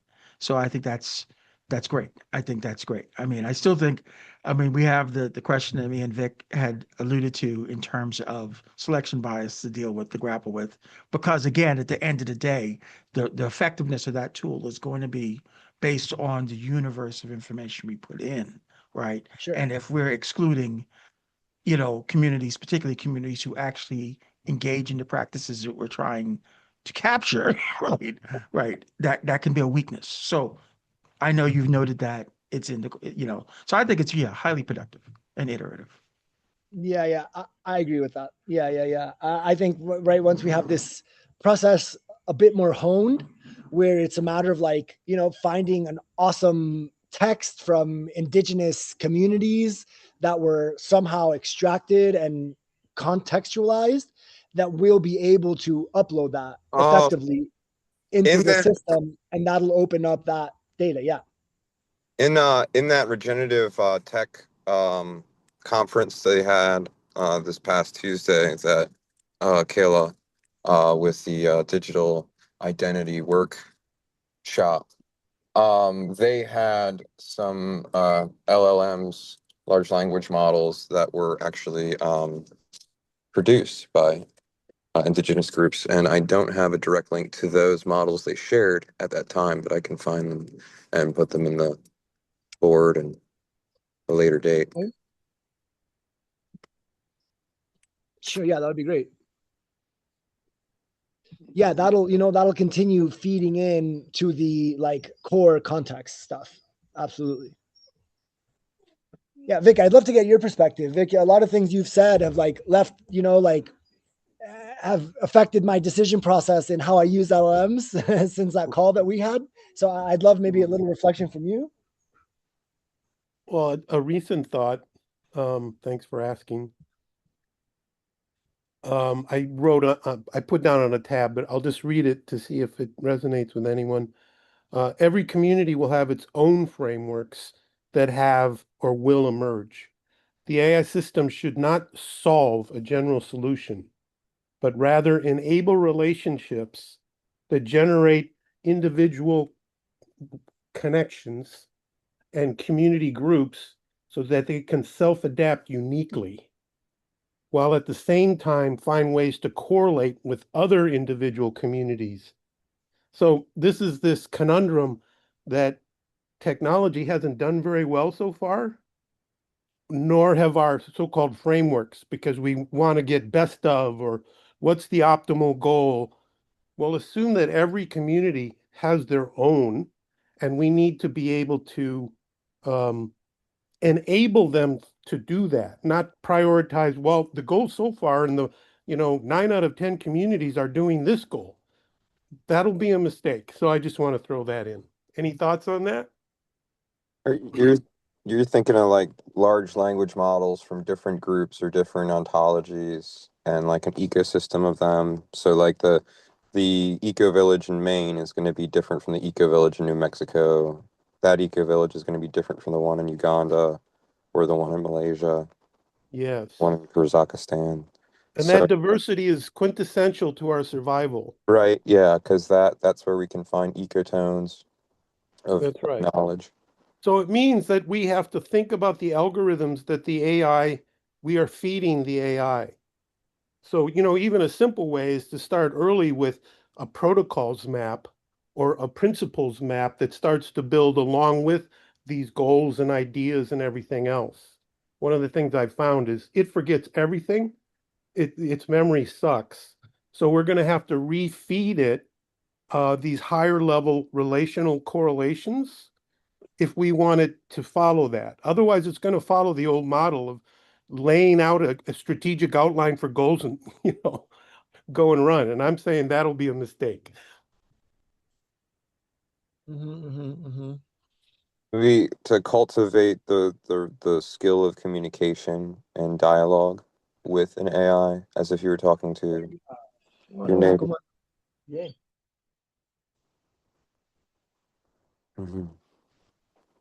Chévere, gracias. Chévere, gracias. Está animado, está feliz.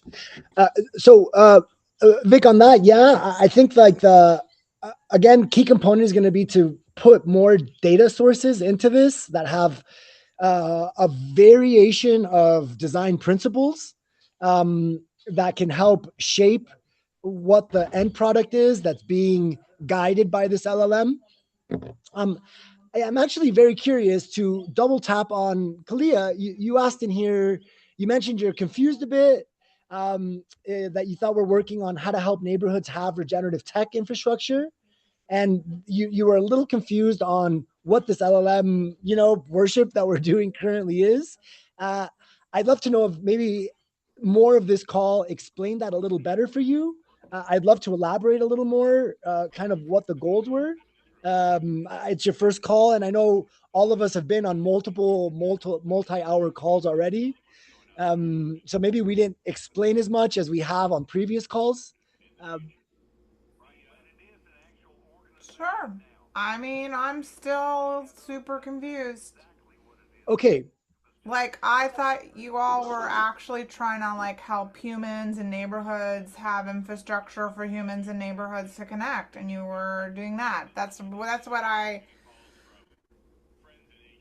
don't, you all can do That what you want and you can have your open calls. I may or may not choose to come in the future based on my experience today, which was sort of like trying to, like, I actually went through the whole Miro board and opened every link I could find, and I've been going through them and collecting. There's awesome links there, but that doesn't make knowledge and it doesn't build a social network for my neighborhood. So I'm confused. The regular calls are on Saturday. This is just I remember sharing this call somewhere, but this one's it's like separate from the Eden Project's main, which is that main document, the project they've been doing the calls over the course of the last year. I would love to. I mean, I'm still interested in how you would answer my kind of like, I don't get it still kind of. Cool. Yeah, I would love to elaborate. So at the highest level, our solution to, let's say, regenerating the planet is this product called a regenerative neighborhood, a real estate land development that is focused on community living and has resilient systems for water, food, energy, waste, air, and obviously human systems, how we interrelate with each other. The best approach to building more of these places is by gathering the resources, the knowledge, the tools that exist out there, and making them easy to access to anyone interested in building a place like this. The, let's say, thesis that we're operating on is, okay, great. There's a ton of resources that are out there. They're all over the internet, in WhatsApp groups, in Facebook groups, etc. So our first initiative on the Saturday calls has been to break down the macro categories in what you saw on the mural board, those 5 main categories, and come up with solutions and ways to apply those solutions in the design process of a regenerative neighborhood. Inevitably, each neighborhood will be a little bit different based on its geographic location, its climate, even the local context of culture that is the container for that physical land project. So we understood that we're not here to give you a blueprint, we're designing a framework. So you're just trying to get people to go colonize land out in the country in groups. I'm interested in how the 4.5 billion people in cities are better in their neighborhoods. That's Sure. what a neighborhood is to me. Sure. When so neighborhoods can happen everywhere, Kalia. It's not just go buy land somewhere and build a place. It happens in the building that you live in. There are specific practices you can follow to have more connection with your neighbors. Why not just work on a pattern language then? Yeah. Can I come in, Khalid? I really want to support what you're saying. And Oscar, I'm sandpaper on this part of the conversation. Apologize for that. But I think what she is saying is that relationships are more important than all of our ideas and tools and structures. And if we organize all these neighborhoods, or even one of them, and nobody has relationships with each other, it's going to fail.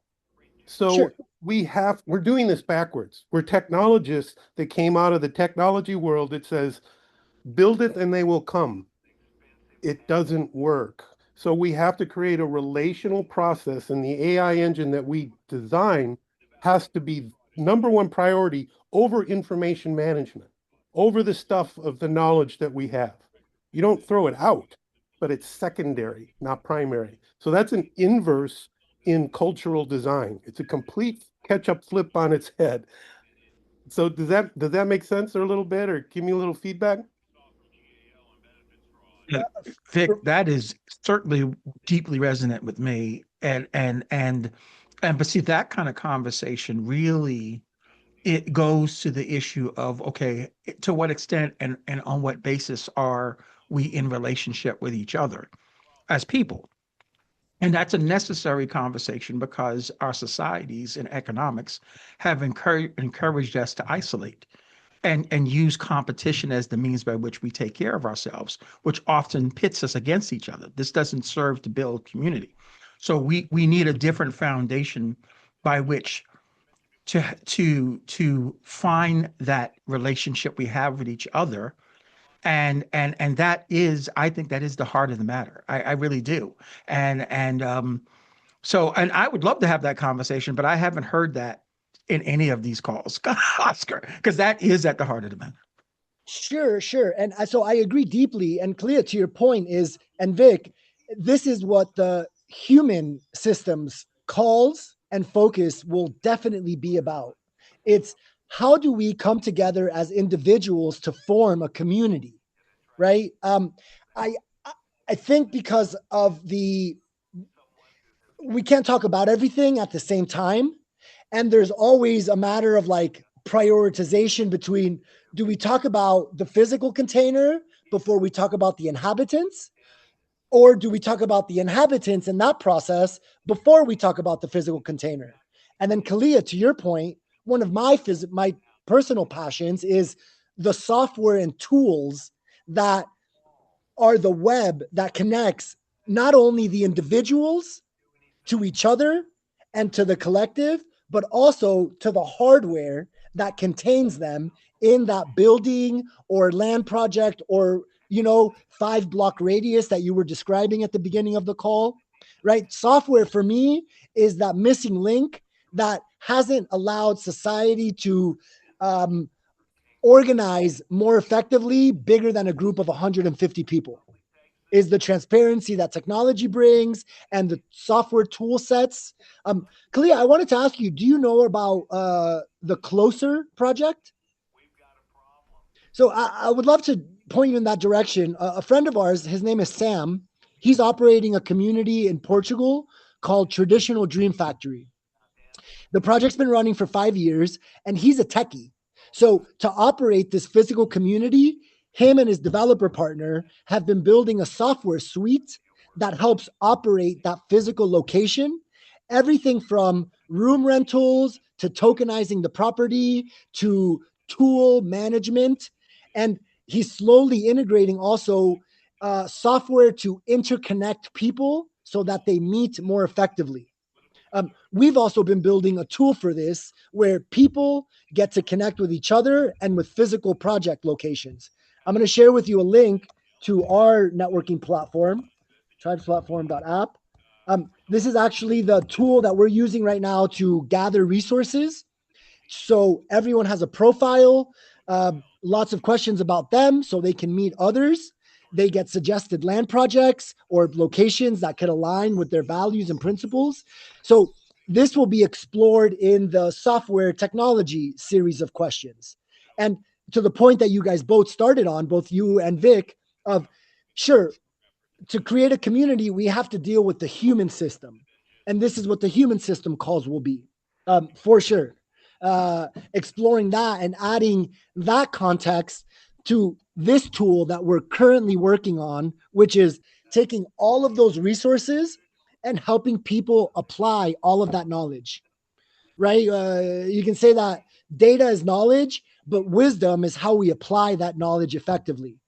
And it's tough to design an entire society. It's usually more information than the average person can hold in their head and actually fruitfully apply. So I think the goals of this call, in a summary for you, Kalia, that you're just joining, is to build a digital assistant that can help contextualize all of these components, everything from the human systems to the digital tools to the hardware design elements to the economy, which is one of the major components of a lot of these projects, and guide people to applying that to design their community, whether that is in their building in the city, their block of houses in their suburb, or their land project that they're building somewhere in a rural scape because they want to be growing their own food. Does that help contextualize a little more? Kalia, I'm happy you brought that up. Thank you for asking that question. We definitely dove in. It's like all familiar faces. We've all spent like minimum of like 8 to 10 hours together in the last couple of weeks. And you're here for the first time. Super grateful for you being here. And you remind me of the importance to take the time at the beginning to really explain the big why and how we're doing the thing. Did that help a little bit? If you have any other questions, I'd love to answer. It's helpful. I put in a link actually to a whole regenerative LLM group brain thing that folks I've worked on have spec'd out already. Cool. Maybe helpful to you all. Yeah, that was the link you shared earlier in the conversation. The GitHub. No, that was Martin. Yeah, the GitHub. Sideways. This one, Sideways Earth. And at the bottom there's a whole list of already regenerative resources. Part of the challenge and there's people at R 3.0 who want to like do a conventional knowledge management thing. We were like, you need to sure, it needs curation is good and LLMs are good, and I think we need both. But the Regeno 3.0 people just want to, it's complicated figuring out how LLMs and other AI things help us. It's a real discernment process. Definitely. From what anyways, we'll see. I'm glad to meet you all, and I'll probably come to the call on Saturday. And I sent some of you pings on LinkedIn, and cool. Hope you all can I share mine? I'd love to connect with you on LinkedIn as well. Yeah. I'm just Cleo. Cool. I just shared mine. If I would love to. Cool. Thanks. Good to connect. Well, yeah, lovely to meet you. Thank you for asking those questions. You know, I'm actually, I would love to gather some of the awesome software tools that you found so far in your search to find tools that help connect the people of existing community containers. This is one of the crucial points, right? Closer is one of the best tools I found so far for that. That is working on building a holistic tool that they're applying to multiple little villages. I'd love to see what else you found, especially coming out of a tech-centric city hub like the Bay Area. Yeah. Cool. Great. Very cool. Thanks Yeah. so Pleasure to much. meet. Yeah, I will definitely link on LinkedIn. I'll shoot you a message right after the call so we can stay in touch. Oscar. Yeah. I put in the chat also a recommendation for you and Kamara to reach out, or and the team to reach out to Ryan Rod James Kemp. You know, he is a brilliant guy who has steeped in his life over the last 10, 15, 20 years connection with the indigenous community. And Okay. so he's a crossover. He's a Westerner. It's you know, but he has deep knowledge, and I think he would be helpful to draw in more of that perspective, so that we make sure that the breadth of the knowledge that we're putting into the LLM in terms of being a source of information on how to build regenerative communities, that it's more inclusive and in a substantive way, not just for the sake of inclusivity, but the fact that we need to emulate communities who haven't lost community, you know. So Right. we need to understand that it's our constructs in Western civilization, primarily in modernity, that led us into the problem. So that I put his LinkedIn bio information Okay. Yeah, in the chat. I'm getting in there. Cool. Yeah. Thank you for that share. That's great. Yeah, you know, Kev, we're actually Sonia and I here in Colombia, we're on a bit of that research ourselves. Where a friend of ours is here working on the bioregional mapping of here the Sierra Nevada, one of the cornerstone bioregions of the world. And a huge guidance for her is the indigenous wisdoms that are here. You know, there's 4 tribes that protect this mountain. We were actually at the capital of this indigenous tribe over the last couple of days. I'll shoot you over some photos as they're teaching us about the way they live in community, how they've held their culture for the last, you know, hundreds of years, even through colonialism from Spain, the church coming and trying to wipe out their practices because it was devil satanic, you know. So I couldn't agree more, Kevin, with that thought. Yeah.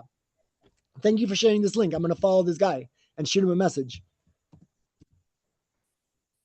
Very cool. Okay, guys, any closing thoughts? Vic, yeah, again, I connect deeply with what you're saying about, you know, we're going at it backwards. We're coming at it with like system engineer brains, what I consider to be a more masculine approach of let's design and build something, versus the more feminine, like right, not male, female, but like the more receptive approach, which is humans exist.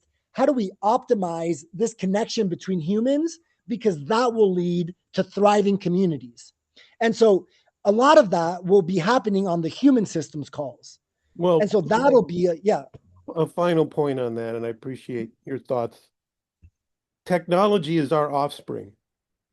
Technology is our offspring. It does what we are. That's what it does. And AI is now, you know what we're afraid of? We're not afraid of it. We're afraid it's going to become us. And we are a suicidal, crazy, nutbag bunch of people for the most part, scared to death that it will become that. And I am too. So the point is, as coders, as designers, we can't code and then say, oh, let's build a community with our code, because the code is the codex. It's the Bible from which we will create from. Even it'll be unconscious, most of us. We have to be thinking brightly as the front ends of coding this stuff. What are we telling it? What are we designing? How and why? It's not a later thing, Oscar. That's all I'm saying. It's now. It's the most important thing. Oh, I deeply agree. I didn't know if we should discuss human systems before ecology. I imagine ecology was here first, so we should definitely do ecology. And I guess just my approach of thinking is I'd like to know the container that we're in before. I know, but then we're building ourselves inside the same barrel.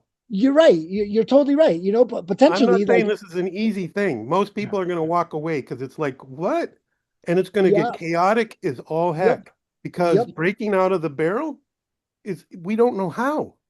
We're used to the frameworks and the structures and the can openers to get the barrel open, all of that. That has to go away. So I'm trying to use metaphors. And yes, I'm passionate about this. The future community cannot be designed with the code that exists.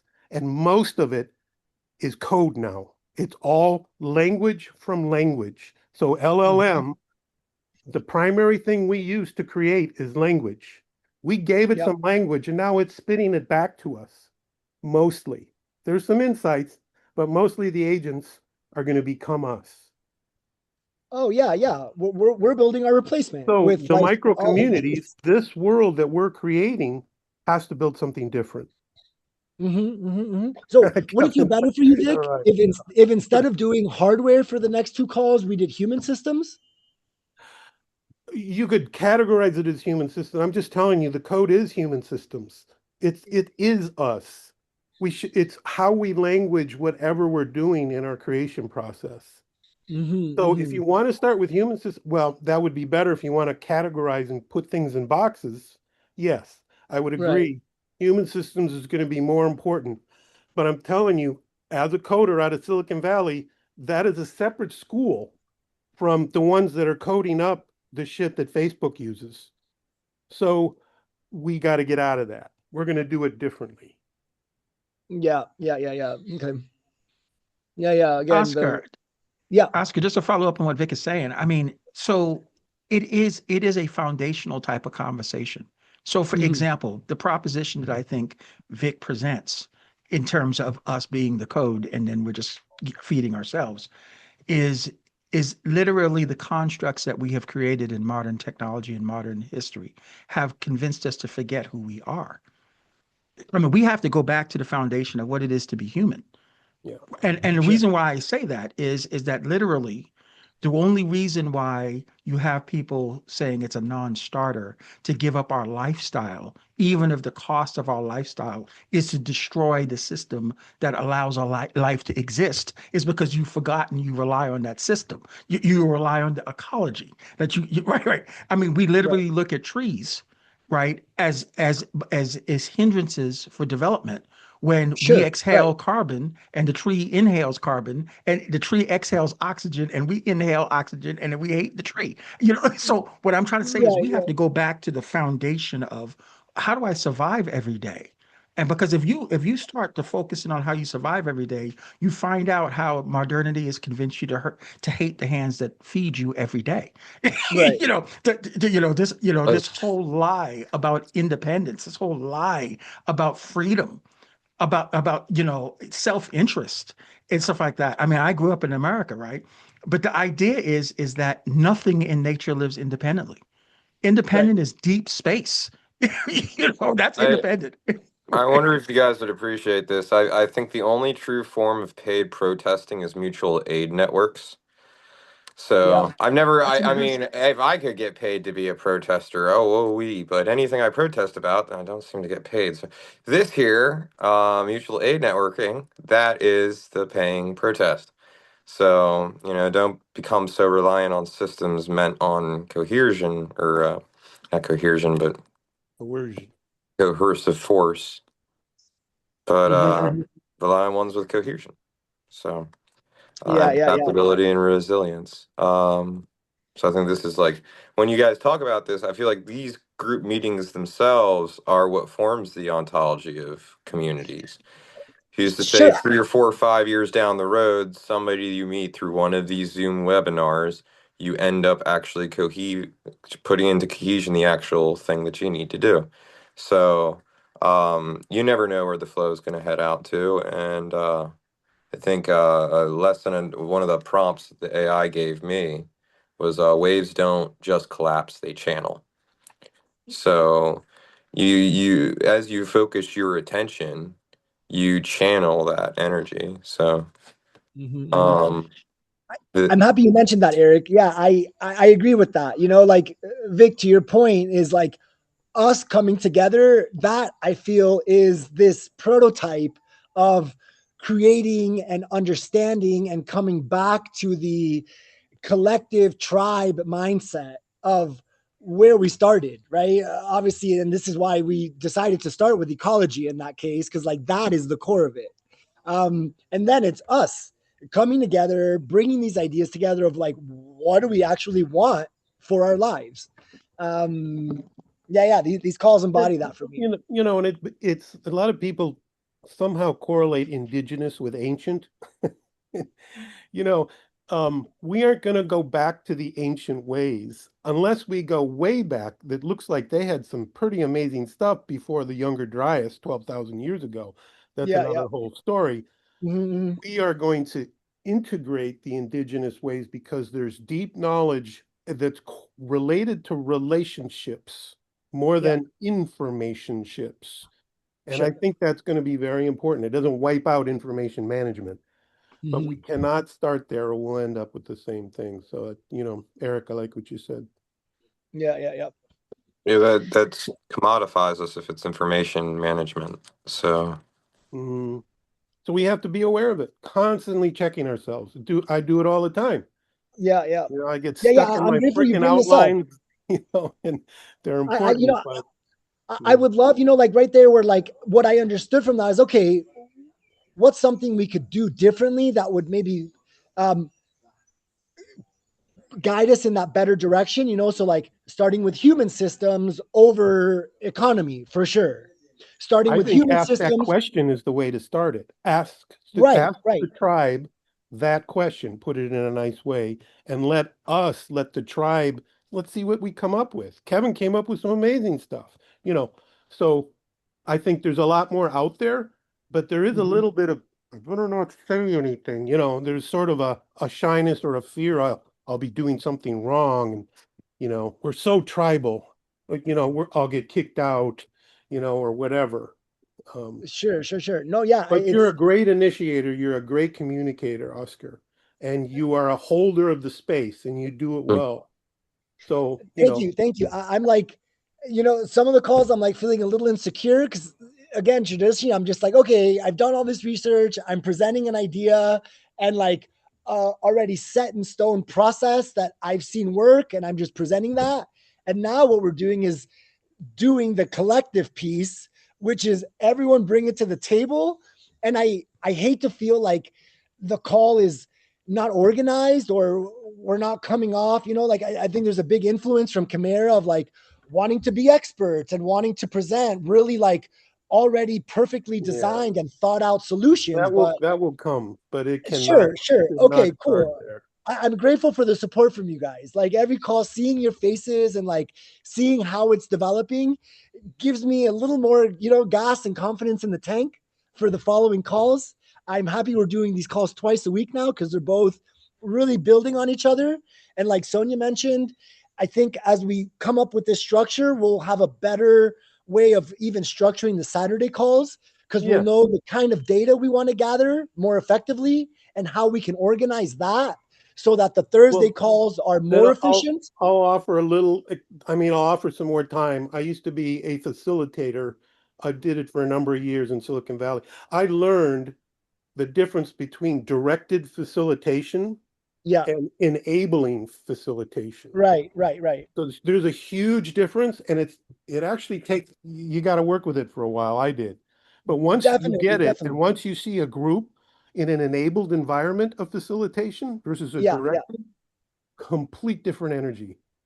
I agree. And this is definitely what we're shooting for, right? Instead of like conference, here's speaker after speaker after speaker injecting you with information, compared to on conference, here's 5 rooms with topics, write your name on the board and present your thing. Yeah, more of an open space technology approach, kind of that kind of Right. We definitely, so Vic, I'm definitely open to like any call that you'd have an idea for how to do it, if you want to lead it, I would love to be your facilitator and just like hold space in the back, letting people in, editing the board while someone else. I definitely see my constraint of like holding the space and trying to do things on the side is really tough. Like on this call, I noticed it more than on the previous calls where I wanted to like go into the LLM and do something, but a piece of my bandwidth is like, oh, there's like 6 people on this call, maybe waiting for a little more like conversation and guidance. I had a hard time doing both. I'm super grateful, Dr. Brian. It's hard. And Yeah. when you flip the model from directed to facilitated, it's not the only end solution because the audience expects directed. They're expecting to be like this. And so it takes some training of the audience before they're good at being enabled to the facilitation. Do you see what I'm saying? Yeah. There's a process here and an unfolding. And it's like, well, when are we going to get to the real shit? Really, this is the real shit. This is the real shit. Yeah. It sounds gooey and it's good. Can I get to my engineer technology? But that's how poo is. It's gooey and humanistic behavior that is dysfunctional, and that's what we have to heal. So yeah. I think all of us coming together more frequently like this is that co-training of like, my goal would be that each of us runs one of the calls that we're passionate about and have some concept for, or all of us together are like holding different sections of each call. And honestly, I intend to do this kind of call series, maybe after these are done, a break for a week or two, and then kick off another bout of calls. My full end goal is that the participants on these calls, you guys, I would hope that we end up living in a village together or having some kind of place where we're gathering a couple times a year, or maybe even permanently, some of us. This is definitely my long-term vision. It's something more healthy than the festival circuit. Right. I'm not saying that it's bad, but something maybe a little bit more a working man. There's a great chart that Balaji put together that shows like, a 3-day conference. Like there's a chart of like number of people and number of days they spent together. And it's like a 3-day conference, which is like 100 people for 3 days. And then a festival, which is 5 days for 1,000 people. And then a pop-up city, which is 30 days, 150 people. And then a startup city, which is permanently thousands of people. And how this is the transition of what we're doing in these baby steps, which is 15 people for 2 hours a week. And slowly our goal should be to transition that. I would love to invite you guys here to Colombia at some point. Even right now, you can transition it by having us connect. So offline, I heard what Kevin said. So I connected with him immediately and went, I want to hear more about this. So he and I are going to connect offline in another call. But people don't know how to do that. So they have to be, you have to engage them into that. It's like, this is a cool suggestion. Invite them. There has to be an invitation. This is a cool suggestion, Vic. Potentially what we could do is set up like after every call, be like, hey, you guys, so everyone on this call, your homework assignment is to get on a one-on-one call with this person. Right. Even if it's a 10-minute call, just to see what you're doing, how you are, and reflect on something. Yeah, it can be and 15 minutes. Awesome, I mean, Yeah. That's cool. Let's integrate that into the next call. I'd love if you're on the call to present that idea. Right. So it's not just coming from me all the time. And now it starts becoming this hyper co-created, co-pushed idea thing. Yeah. I love that. That's for a new leader. I mean, maybe you want to take charge of ICE. Yeah. Sorry. Dark humor. Here we go. I'm in the heart of it. Yeah. Cool. I shared in the chat, there's the Regenerative Tech Mixer and Play Shop hosted by Regenerative Technology Project. The ability to have a digital passport through the that was also something that I sent to somebody. But that link right there is to this Regenerative Tech Mixer, and I think that's where our friend Kayla, or I forget her name already, but Kalia. That's where I found her through that group, and that was through John Fullerton and this lady that works in regenerative finance, and her name is escaping me as well. But that mixer they invited for the 4th of March. So, yeah, maybe something to look into. But Very cool, man. Dude, also I appreciate it. Thank you for spreading the word. Like this is one of the key homework assignments for everyone. Yeah. Well, you guys, as they say in the open space technology model, the meetings are actually the meetings between meetings at the water cooler. Yeah. And this is another one of those with the 4 of us. So I'm really appreciative of your conversations, you guys, and listening to me rap a little bit. Hey, Eric, can you put your contact information? Could you put your contact information in the chat? Don't do that. You might have to have a that's a relationship. I know. I mean, that's because believe me, I would definitely get a connect with Eric.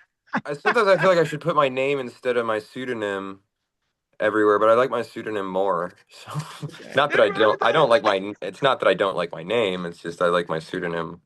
I think we'll it's find a better way for people to look up the connections. It's really not working on the Regen thing, Oscar. I'm not getting an easier way for people to connect with each other. We'll figure it out, and the AI thing may help with that. But the Regen thing is, I keep trying. Eric and I tried. There's a Eric and I tried 4 times. So it's it almost seems like in the future every like incorporated body will have their own Facebook. You know what I mean? Like I feel like that's that ecosystem. It's going to disperse, and then it's probably going to like. Well, it's organized informationally. It's not organized relationally. And that's a tech thing that a coder can do, but they don't know how. Well, it has to be done with community. So like that idea of having a startup city, first you have to map the ontology and the working relationships with people, probably digitally. And that was look at my AME coder encoder. That's what it does. That's what I think we need to design, but it's complex. But it's something to reach for. I'm a Bucky guy. You start really big and then, take little steps to get there. Sure. And then you design backwards from that. Yeah, for sure. Yeah. Mapping engine. Yeah. So anyway, you guys, I'm gonna run. You guys, yeah, I love this little breakout group. I love that we always hang after. And again, grateful for you guys seeing familiar faces, right? This is one of the cornerstones of like humans, right? Like you said, going back to the primal is like familiar faces that know your name and can share ideas and counter perspectives to your perspective. Yeah, grateful for you guys. Don't tell anybody we had this conversation though. Yeah. don't let it get out. Don't talk about Fight Club, you guys. Yeah. You're right. Don't kick us out.